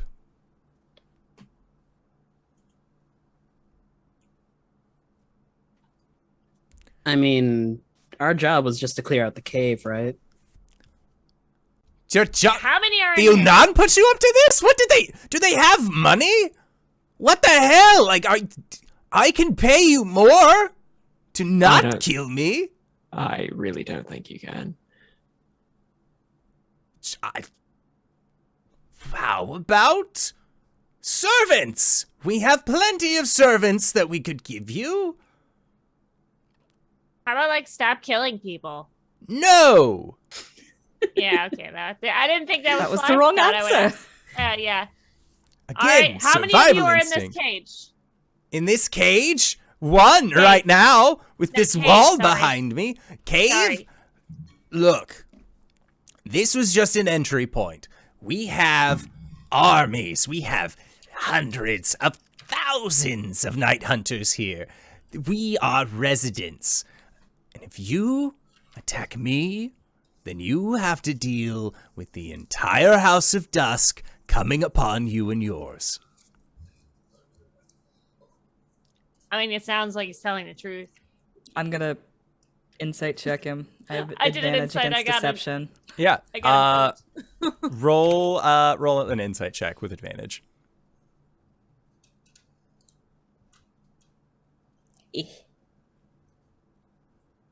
Oh, that's not deception. Hold on. 15? Yeah, this guy's full of shit. He's lying. Oh. Well, that was pretty convincing. Good job. But look, we got paid to. Oh, we didn't get paid. What you need to know No. is that the village is protected. And I'll deliver you that need- message. You need to give us a very good reason right now not to end your existence. I have information that could be helpful to you all. Potentially. I'm not really sure. Look, I was chosen for this outpost. We know that it's a shit gig. Going to fight the Unan is not exactly, it is not exactly a resident's pride to do so. This is more of a, this is where they send you if you've upset the higher orders. I did not believe I had to upset them. Oh, but you've upset me, so you're going to spill that information and we will determine whether or not that's worthy. Speak now. At Nightstone Keep, there are many more like me. We are the House of Dusk. This is a thing. Just throwing that one out there. When I die, someone else will come to take my place. I am more than happy to live, to stay alive, and to go back to the keep and say, there's a lot more that we need to worry about than just the Laughing Storm in the village of Greatmaw. I will suggest we close this entry point and not worry about it. Otherwise, we have to go through the forest, or we could just destroy. If you destroy this tunnel, we have no means of getting to you except for higher clergy doing the thing where we can turn into flying creatures and trying to go above the Forest of Eyes. The creatures there don't exactly like that too much, so we prefer going underground where we can travel at all hours of the day rather than just at nightfall. I can deliver this message. Yes, murderous ones. Why does Nightstone Keep want to attack the Unan? It's simple. We have asked them multiple times to join the House of Dusk. They laugh at us and say no, so we are trying to make them join us by force. It does not work. It has never worked in the history of the House of Dusk, so they just send people that they expect to die on the front line here. So what I'm hearing is the higher-ups are the problem. The higher-ups are always the problem. I am just a vicar. I am not the supreme pontiff. I am not an archbishop. I do not make these calls. I was simply doing my job. You're muted. Okay, so we should go talk to the higher-ups then. Yeah, if you want to do that, you certainly can. The higher-ups will likely eat us. Well, I mean, these guys were kind of bitches, and we did just fight a god. Like, I feel like it's not that big a You guys are fighting God? What? No. No. Yeah, we're pretty... Look, Yeah, I don't want to fight anymore. There, my fighting spirit is done. Can you kill a defenseless man? And he says that like wounds like steadily closing. Yeah. Yes, actually. I will just turn to smoke. Leave this place. I am going to turn to Caelum and conveying as much of this as I can in my expression. My words are going to be, Caelum, are you satisfied enough to drop the wall? Caelum will nod his head. The way that I'm going to say that, I really want to imply, because whenever you do, I'm going to shoot this person in the back and eviscerate them with the sacred flame. And then later we can literally take his advice and just blow up the cave.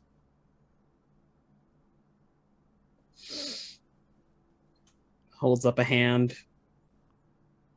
Starts putting down fingers. Drops the wall. Cool. Excellent. What do I call you all? It doesn't matter, sacred flame. Okay. He fails. liked him. I did. For sniveling drow. 9 radiant. Okay.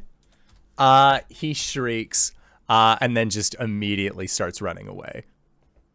Oh. Yeah, he was healing. I'm gonna shoot him. Okay, yeah, you guys are more than welcome to just take pot shots at this dude as he's running away. Power word stun. Does he have to make a save for this? Just Nope. forward kill him. I don't have We power don't word kill. have That's a that. 9th level spell. Oh. If the target has 150 points or fewer, it is stunned. The stunned target must make a Constitution saving throw at the end of each of its turns. Okay, well, that means you guys get a full round against this stunned boy. Do we Sacred just Flame. want to wash let's- on that one? Yeah. You don't need to beat up a guy dressed up as a vampire in front of a spirit Halloween. No, we're in a tunnel, right? We're in Denny's. Yeah, you're in the Denny's right now. Oh. So, as you are all kicking the shit out of this guy, and he is no longer going to be an issue, that is where we are going to go to our break. I know we went on a little bit longer, but he was running for his unlife, guys. Jeez. Did we? Jeez. Jeez. So, we're going to try and be back in 5 to 10 minutes. Don't go no place unless it's grab a food, grab a drink, grab a friend, or possibly go to indooradventure.redbubble.com. Pick yourself up something nice, and we'll see you guys shortly. All right, everybody. See you soon. Going. Hello, everybody. David, Ah! that was a very good fight, and I'm glad that it was something that was very, low stakes. The only stakes here are made of wood. Man, that guy that we were chasing, that vicar, he sure was a pain in the neck. God damn it. Ha! So Steven, Wait, fangs for that fight. wait, hold on. So, if they call this an outpost, right? If we destroy it and rebuild it, they can't get in without our permission. Technically true. There are a lot of things that y'all can do, which we just got back from our break. You've killed the Vicar, who was trying his best to escape. You told him that you would let him at least run. Then he didn't count for very long. So I'm bad at math. and then your the plan was to destroy the cave. Yes, Yes? we're gonna go back to the tribe and tell them that we cleared it out. Okay. And one of the guys who was squealing was like, "Hey, if you blow up this cave, there's really nothing we can do." That's fair. I'm guessing, are you looting bodies? Yes. Okay, obviously. Just wanted to check. On each of these individuals, you see in a potion vial, it is just full of blood. You're guessing that these counts as potions of healing for individuals who imbibe upon such liquids. It's just blood for you guys, though. There's no additional methods. Caelum, don't drink that. This is bad. It's yucky. On the neck of the Vicar, there is there's a very nice looking necklace that had a squared gem on it. That gemstone being Hessonite, which is looking into it, it has that multifaceted look that they always have, like diamonds looking in movies and such, but it is just a very nice reddish color. They also have a religious tome with them as well, and the face of this tome, again, has the depiction of a solar eclipse with this outline of almost golden flares that seem to be taken over by this black sphere. And looking at it, Cori, it seems weirdly familiar in a sense. You're not entirely sure, though, but you get a sneaking suspicion. I wonder why. Yeah, you get a sneaking suspicion on this one. Also, upon the more heavily armored individuals, you can see that they did have breastplates that had the same iconography. One of them had a standard rapier that looked like, and both of them actually have this, that these at the end of the rapier, it actually flips up to create an almost arrow-like protrusion. And Gwen, you would know, based off of your experience with weapons, that a weapon like this is used to stab. Then once it has penetrated the wound, you twist the weapon and pull out, so that way it actually creates a more unstable wound. It's not as easy to try and contain. It seems like these are bloodletters. Also, with the individual whose rapier never got pulled out, it is like it looks almost like obsidian that the blade is made out of, but it feels almost like it has a metallic quality to it. This weapon definitely looks a little bit more than just your standard issue blade. And the other individual, Selena, that you had sacred flamed into oblivion, looking through her gear, you also find a ring on it that actually looks like it has the depiction of several animals across it, but these animals seem to be almost like they are in, they look like they have like friendly faces on them.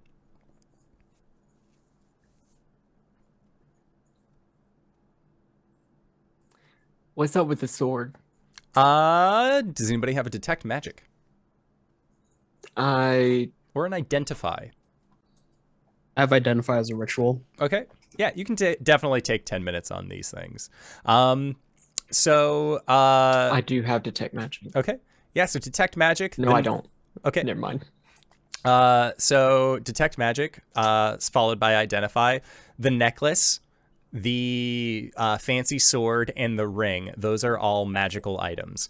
With an identify, Caelum, you are able to determine that the ring is a ring of animal influence. It can make forest animals and other such creatures your friend for upwards of an hour. Using a set of charges. The rapier is what is known as an Arshan blade, and has the ability to cause fear in creatures that it stabs into.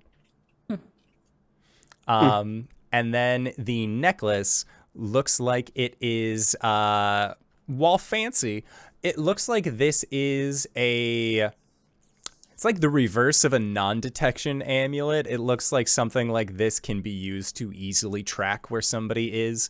Knowing that the Vicar is part of a religious order, you're assuming that this is probably something to do with that. Oh, that's the exact shit that I do. Exactly. Yeah, Arjhan, it seems very similar to the Tyrant Security Coin. Well, this ring lets you be friends with animals for up to an hour.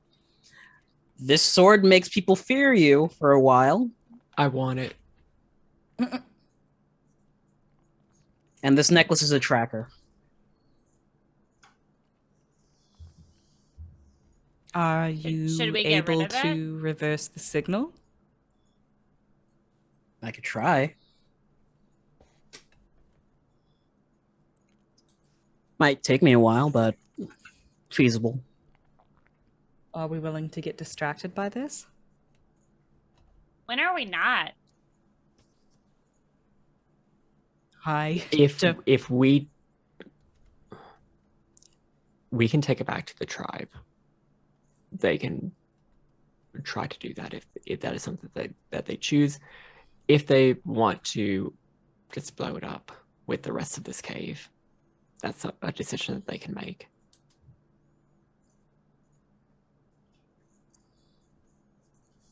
All right.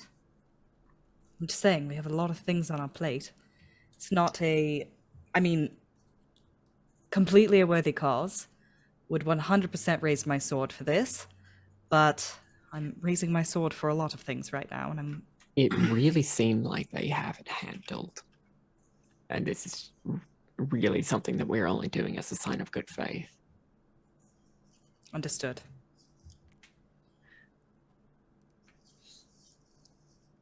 All right.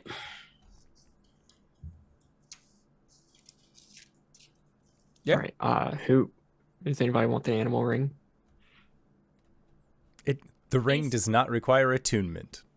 Yes, me, please, me. Me. Hell yeah. Just wanted to throw that one out there. I know that that's a real stickler for most people at this level. Caelum offers Gwen a ring. And the sword is an Acheron blade? Yes. Rapier? Yes. Is it a ring of animal influence? It is. Okay. Use this responsibly, I guess. No. Can't tell you how to live Got your you life. there. I am going to unattune from the Ring of Spell Storing. Okay. Sounds good. And it is still dark out. But you, based off of what Jirana had said previously, as well as talking to the Grayscale and all of the other members of the Yunnan, you are guessing that it's just going to stay dark for a hot second, all things considered. Oh, I'm also going to write a note saying that the village is protected. We fought gods. Don't fuck with us. And then I'm just going to stick it on this side of the cave where if anybody was following out, We could they would we see could it. leave the tracker with a note. Yeah, Okay. that or all the dusted bodies. Yeah. Yeah. That's one thing that you are also noticing is that unless you specifically used any kind of holy magic, these bodies don't deteriorate. It seems like only vampires of a certain caliber have the ability to like turn into mist and smoke and then disappear. Hence why Jirana and many members of the Yunnan all use like vampire teeth in a lot of shit that they have. They collect them. It's fun. It's a Gwen's hobby. shaking some teeth. Okay, yeah, there are, if you're looking for canines, you can get the teeth of at least 3 of them.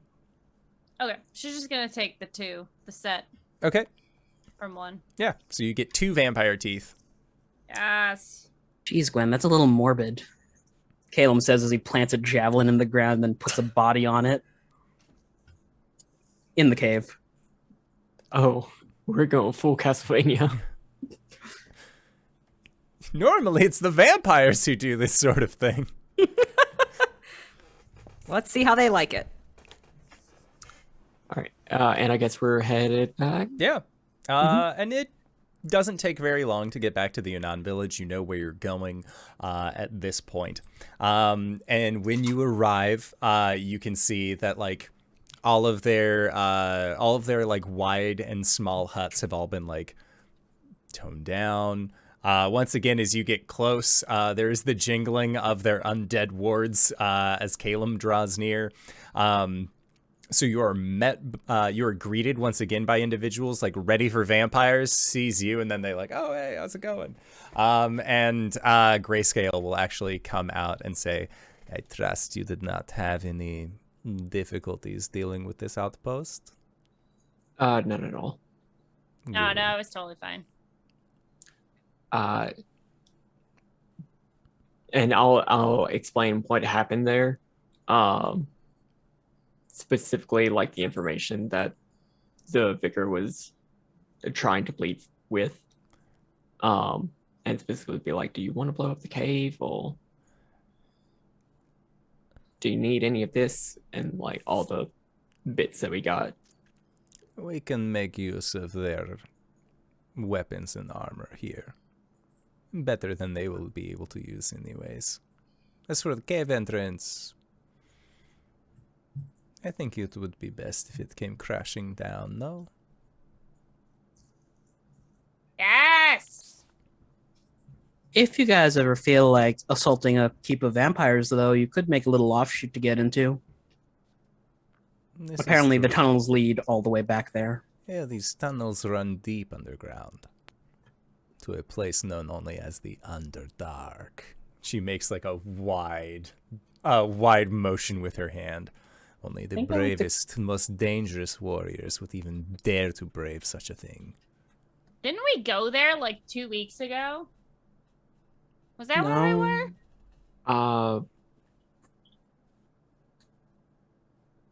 Didn't we we had a revolution, right? Wasn't that in the Underdark? That no, was that was in the the Feywild. The Feywild. That was the Oh. Feydark. We went into the Fae's Underdark. Sorry. I got which is confused. honestly worse. You are all crazy. A Yeah. little. The best possible sense. I can see why Hell yeah. Jirana did not want to return just yet. You have my thanks. And should any member of this, what did you call them, Gwen? Tread Thunder? Tread Thunder. Should any of them make their way here, we can trade. Awesome. We'd be more Thank than you. willing. We appreciate your patronage. It's not an easy place to find. Perhaps we could create a median point. We travel Yeah. quicker than your people. I was wondering, how do you harvest your echo shards? Same way you would harvest any kind of gem out of the ground.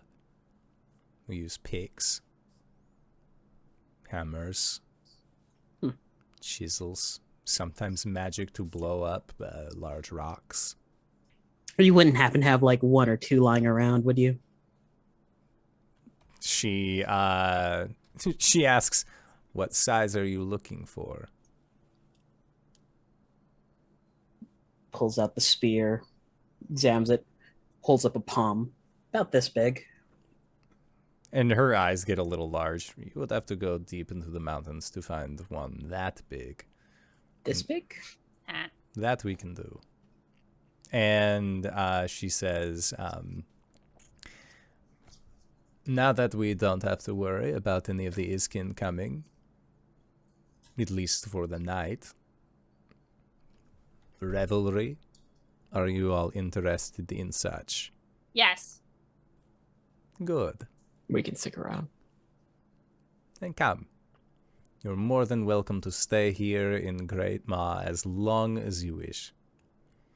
And she will take you to what looks like her tent.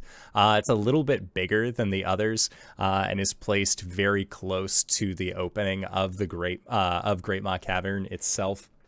And when she lets you in, you can see that it's actually like sunken down to create easier standing. And Arjhan, this is one of the first like places that you have been in that is properly sized for someone of your stature. It seems like having Jirana be part of the community has definitely helped, all things considered, in terms of sizing things properly. And at that, as you are let in, Grayscale begins to sift around in her collection of odds and ends, and Caelum, she will eventually bring out a Echo Shard that looks relatively the size that you had previously requested. I am Thank you. still here. Okay. My dog has laid on my cord Oh, for my lady! camera. Lady, no! Lady! No, Dad! During the festivities, Caelum will find a side, open up his book, and start writing out some theories while he's inspecting the Echo Shard. Yeah. For sure. Make a... As you begin to look through it, you can make either an Arcana check if you would like to know about its more arcane properties, or I would say a Wisdom tinkering check if you had access to Tinker's tools. Yep, it's Arcana. For a 28. So the Echo Shards themselves are honestly not that impressive as far as gemstones go. Most of the time, from what you've seen, they are just sort of like this smoky quartz that seems to have blue streaks that are stuck coursing through them. But as you look in, you realize that you've seen stones like this before, but those ones didn't have those same blue streaks. Typically, from what you've been able to see, it looks like the actual geological makeup of these stones change when they are exposed to lightning and electrical forces. As it stands, you aren't really sure what they could be used for, but all things considered, they look like they would make a pretty awesome spell component for something. Like if you didn't have access to what you needed for like a lightning bolt or a call lightning or any of those other more electrifying spells, it seems like an Echo Shard stone would actually do very well in terms of a substantial replacement. Interesting. Yeah, they seem sturdy, like they have a good shear. They don't look like they are going to like crush or break in your hand, and even testing out a few like small electrical abilities, it looks like their structural integrity remains intact, whereas other stones that you would use could possibly break or shatter. It seems like these rocks were almost made for harnessing electricity. Partway through the night, Caelum gets up, leaves his book on the table, and walks out of the tent. Okay. So revelries, festivities are going on. You are all treated to a variety of stored foods and beverages. It seems like they don't really have the option to share meals that much. So they don't really have like anything ostentatious. Like you're not going to find like cakes or cookies or anything like that. It's like, all right, here's some dried meat. Here's like the best dried meat that we have. Like this one we marinated for a while, so like it has like a nice peppery taste to it. Others, like the alcohol that you end up getting, it tastes very piney. And then the other set of alcohol that they look like seems like it smells and looks like it's fermented milk. You're not exactly how well that'll go, but you also do have your alchemist's jug, which can just make beer or wine. Yeah, Gwen will make some delicacies from the Tread Thunders, but she's down to try everything, 100%. Okay, yeah. The beer that they have is very resiny. It's very sharp, very pungent. Not a whole lot of carbonation on it either. You are basically drinking a pine wine, as they will crush down pine needles until it creates that resin and then just let it hopefully ferment. It either turns into something you can drink or something that you can use to patch a hole in a roof. So, utilitarian, all things considered. Yeah. Obviously. It's literally just turpentine and honey in this place. Yeah, kinda. Well. It seems like, these kinds of things are not very good.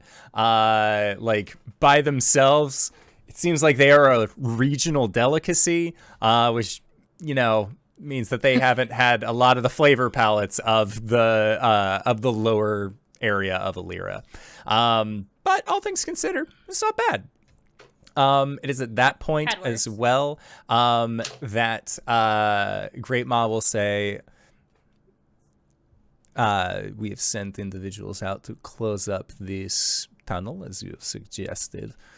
So it is cause for celebration. A while ago, before I was speaker, we were in talks with the inhabitants of the forest. They owed us a favor. We made good on it. And so they made good for us with this. And she holds up a bottle, and inside is just like a verdant green liquid. What kind of liquid? She explains, this is spirits of sorts. Well, it is not recommended that you drink too much. The inhabitants of the forest, the true residents, this is their preferred beverage. Makes them act funny, see things. Absinthe. It is. Whenever she says the true inhabitants of the forest, who's that? Do you ask this? Yeah. Yeah. She laughs and says, the Iskin Night Hunters. They have their whole society is known as the House of Dusk, and anyone who is a member of the House of Dusk considers themselves a resident. They are new here. They are not of the land. They are not of the people. They see us as nothing more than cattle to be slaughtered and raised. The true inhabitants, the ones that were here before even I, they live in the forest of eyes. They are one with the trees. They hide, most often not wishing to be seen. Every once in a while they come down, they speak with us. Sometimes they look like you. Sometimes they look like someone you have never seen. But always they are watching, and always you can see in their eyes bright green. Are they fae? I have never gotten a chance to ask myself. But Cori, you can make an insight check. Okay. I'm assuming this isn't deception. No. 17. Cori, these sound like They almost sound like doppelgangers.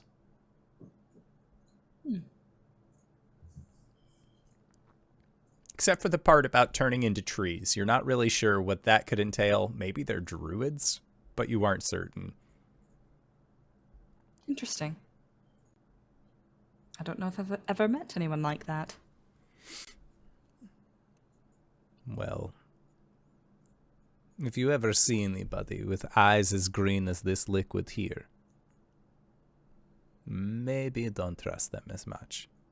Not saying that you can't trust the true residents. However, they are known for deception.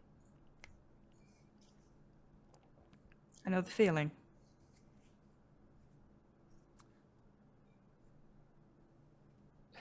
I have somebody in mind.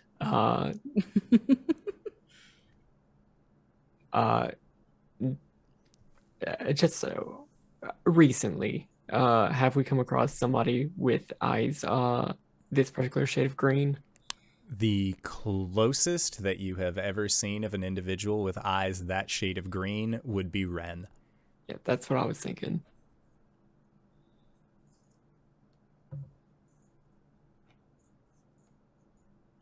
Yay.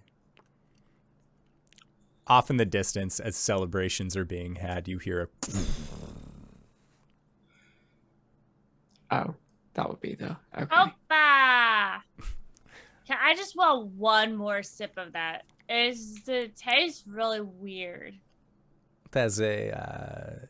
Gwen, it tastes almost like licorice. Mm-hmm. Like it's very pungent, very spicy, but like smooth at the same time. And Grayscale will pour out a small like teacup worth for each of you. Mm-hmm. And she pours one for herself as well. Corks the bottle. There's not very much left in it now. Mm-hmm. And then this will not be opened again until Jiran is chieftain. Is she not chieftain yet? She has much to learn. Besides, she cannot be chieftain if I am still alive. I'm a chieftain. Yes, you've told me 3 times already this evening. Yeah, I'm doing a good job. You're doing great. She normally like this. Just a tiny little nod of the head. I see. Gwen, roll a wisdom save. Oh my god. I'm great at these. Oh, 18. Holy shit. Thanks, An D&D 18. Beyond. So, Gwen, as you are like you drink very quickly this last teacup of the true residence beverage, you set it down, and for a moment, like you start seeing your friends, and they just seem to be sort of like wobbling in place, and like you start seeing like after images of them a little bit. But they have like different expressions, like Arjhan, like where he is normally very reserved, like his after image is like, yeah, like he seems like very like, yeah, we're gonna party. Like Caelum also seems very like, yeah, we could do this. And like, but their after images all have these like vibrant green eyes. And then you sort of just like rub your eyes a little bit and blink, and then those after images are gone. I'm gonna go lay down. Make your rest here as long as you wish. Gwen's gonna go take a nappy poo.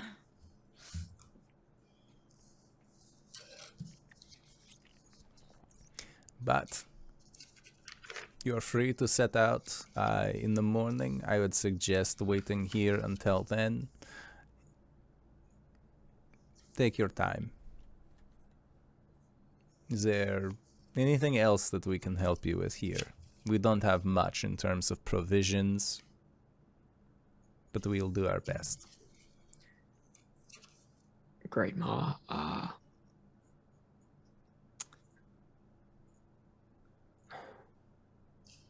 when Jirana and I spoke,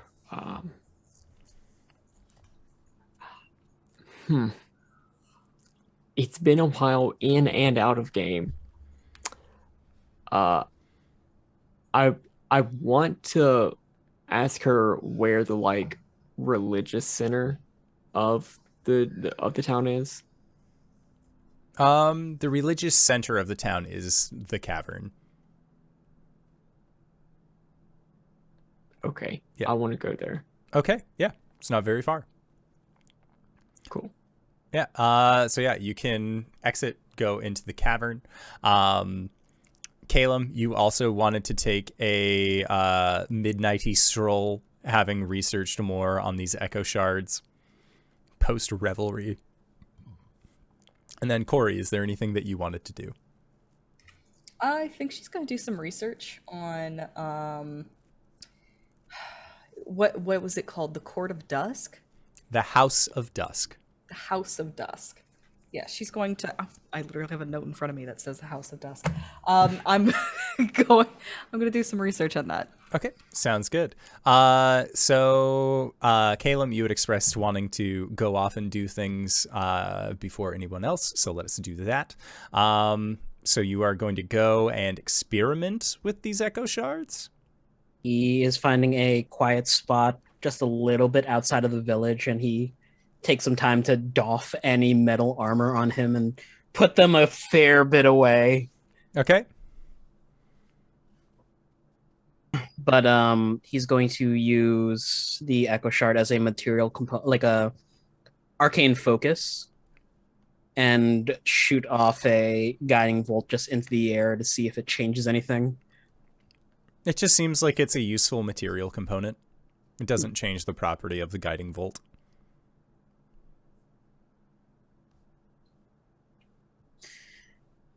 He'll sit down in the snow and then just start writing. Okay. Because he forgot his book back at the tent. For sure. All right. So yeah, you are off practicing electric magics out in the snow. Eventually, like, a few people will like come and like, who the fuck is that? Oh, it's that guy. Okay, why is his clothes off? Well, he triggers the undead wards, so like that's probably why. They're not particularly worried about you, but someone does eventually offer you a blanket. Thank you. They nod. They aren't really sure. They don't know very much common to be able to communicate with you, as most of these individuals speak a like hybrid draconic. But they recognize somebody cold in the snow when they see one. Okay, and then while you were writing in your book, Arjhan, you wanted to go to the religious center. So traveling into the Greatmaw cavern, you're not exactly sure where, or at least you weren't exactly sure where like the religious point was, like if there was like a shrine or anything like that, as far as like Tiamat is concerned. But Grayscale, seeing as everyone else is kind of subsided, will actually escort you in. And while you're traveling, she lets you know that as far as hunters go, Greatmaw was unparalleled. And then they found us, our people. We recognized the prowess of such a creature, and, well, Greatmaw realized that we were easy food. Not to eat, mind you, but we delivered food to it. What we could find, what we could spare, and in return, she became our protector. Now here, and you reach an end point in the cave, and you can see that there is carved out of stone what looks like an altar with this old livery that is draped over it, and just piles of bones and gold and other like weapons and other things that are next to it. Lacuna RP, thank you so much for the follow. And thank you, Infinite RP, for the raid. Yes, thank you. That's a good gong. Good gong sound. Nice in the courtyard. That's a word. And yeah, Arjhan, you see that there is just the remnants of what look like old sacrifices that have sort of just been left out. Every winter, whenever it is the beginning of the long dark, we pay homage. We bring spirits, we bring food, we bring whatever we can to appease the Great One, in the hopes that she will still protect us. That is where we get her descendants. It is on one of these long winters or long darks that Girana was born. Now she protects the village as well, as a descendant of Greatmaw.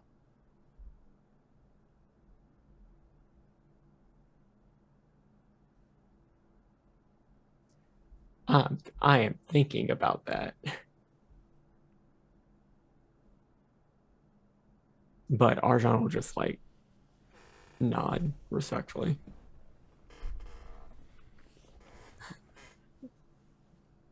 Our people are not religious in the same way that the House of Dusk is, or the same way that many of you Southerners are. But we pay respect to where respect is due. And the Great One here is deserving of respect, no matter how long they have died or been dead.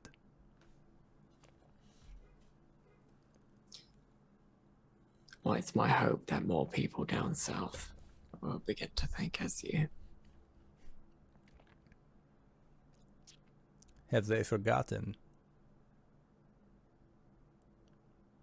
They have. She just shakes her head and makes a tisking sound and says,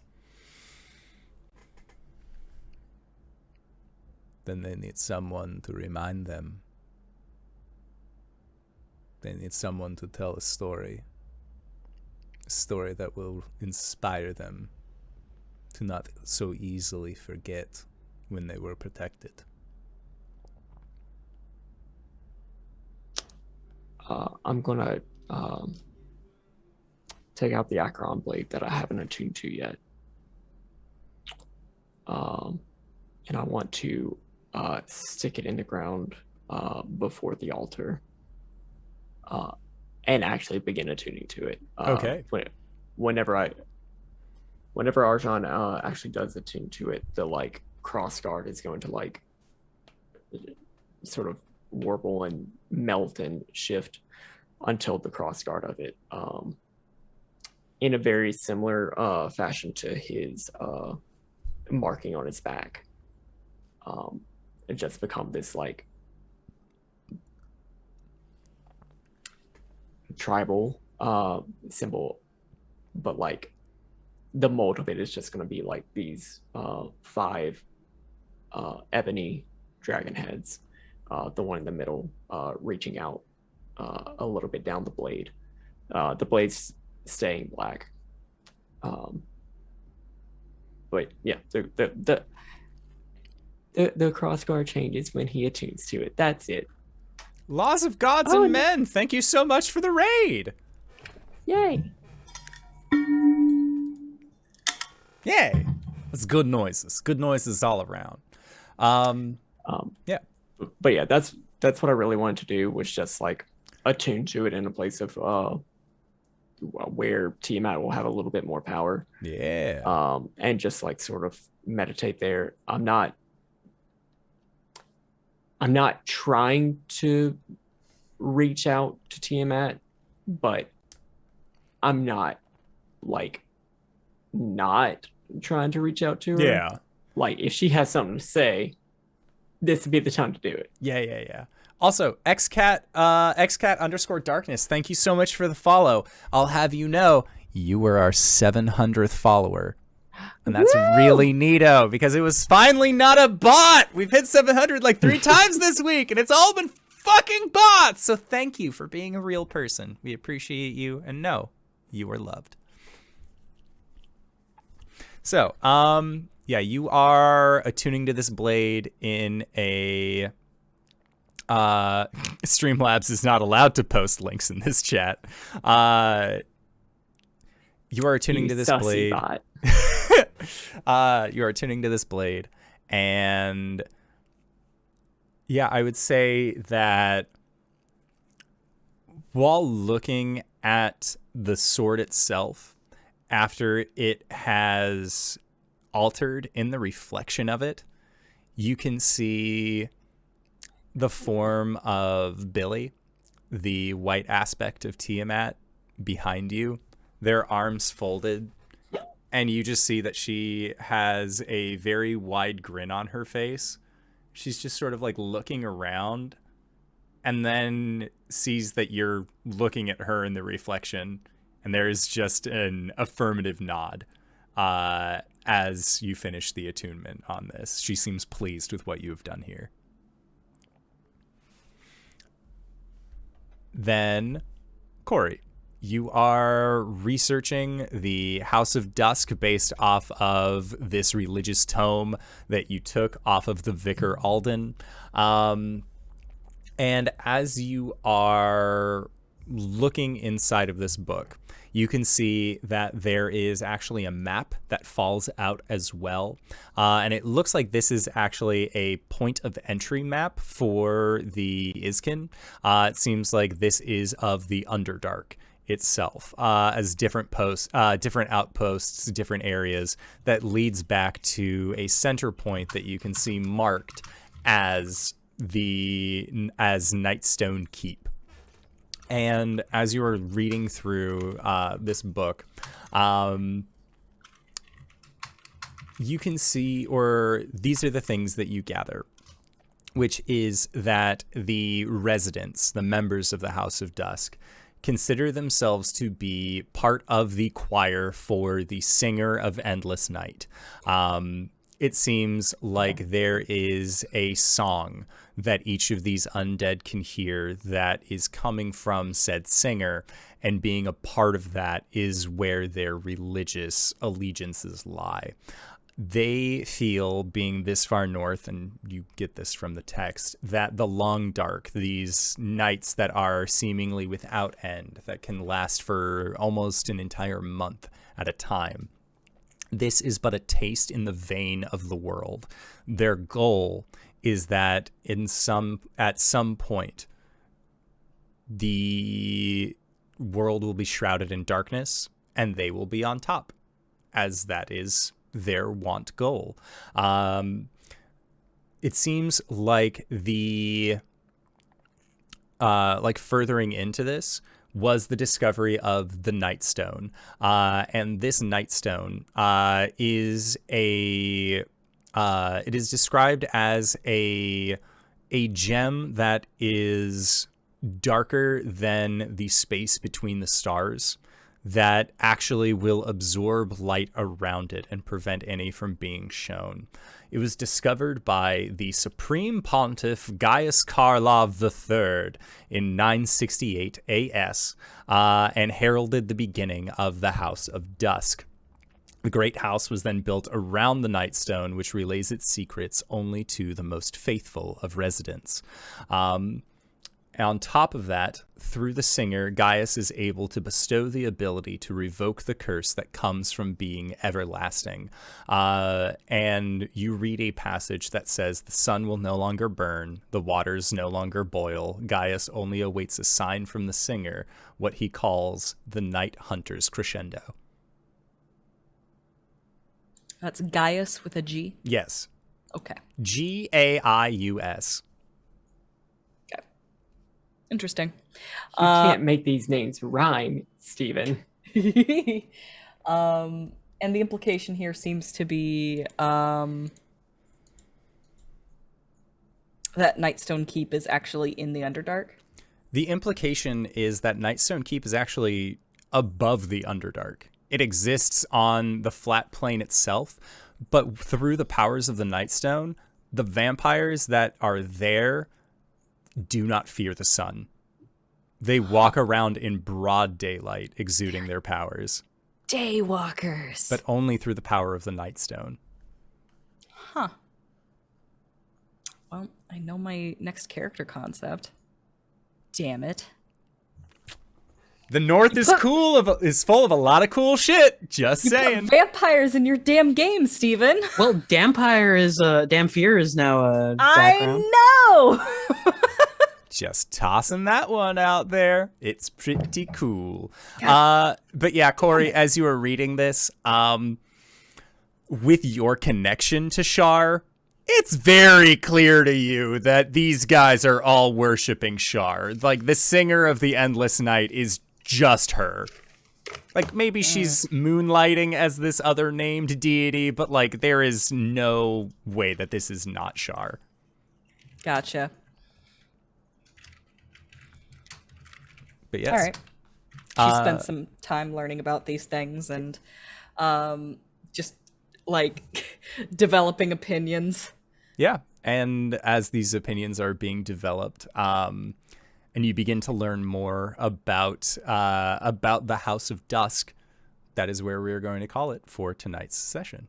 So I'd like to say thank you to everybody who decided to stop on by and join us. Thank you to all you raiders who ended up joining us. It was really neat to see. Thank you so much for joining. I always have a blast whenever these folks are on the channel. RJ, where can we find you? What do you do?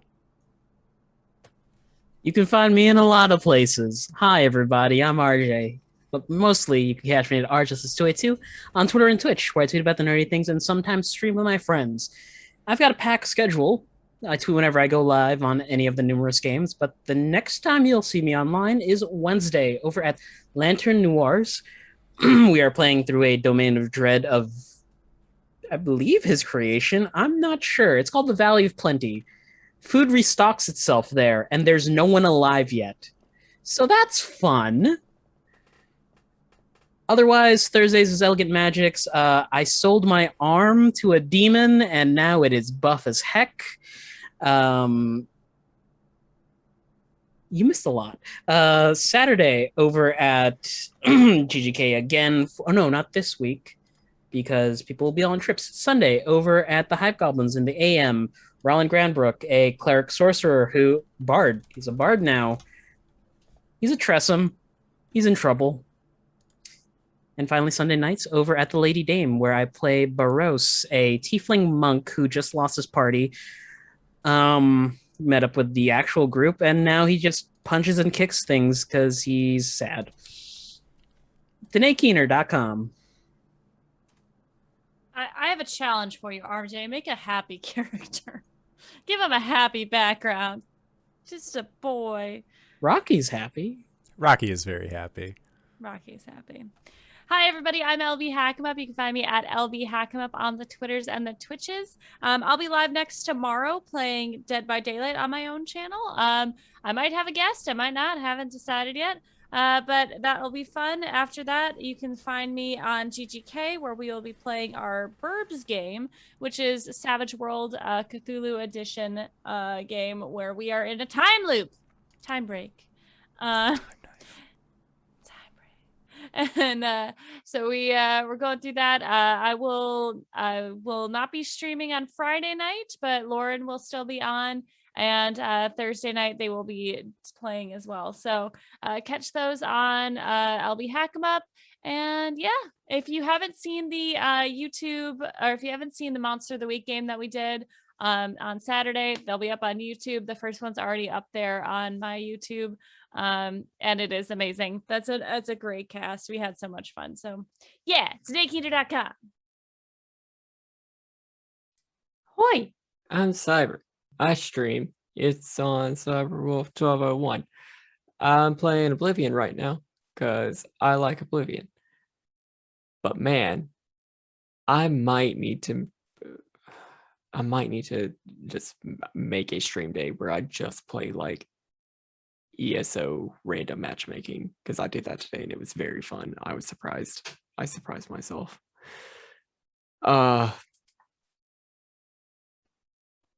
Shit. For games that I'm in, I'm here on, what's today? Monday.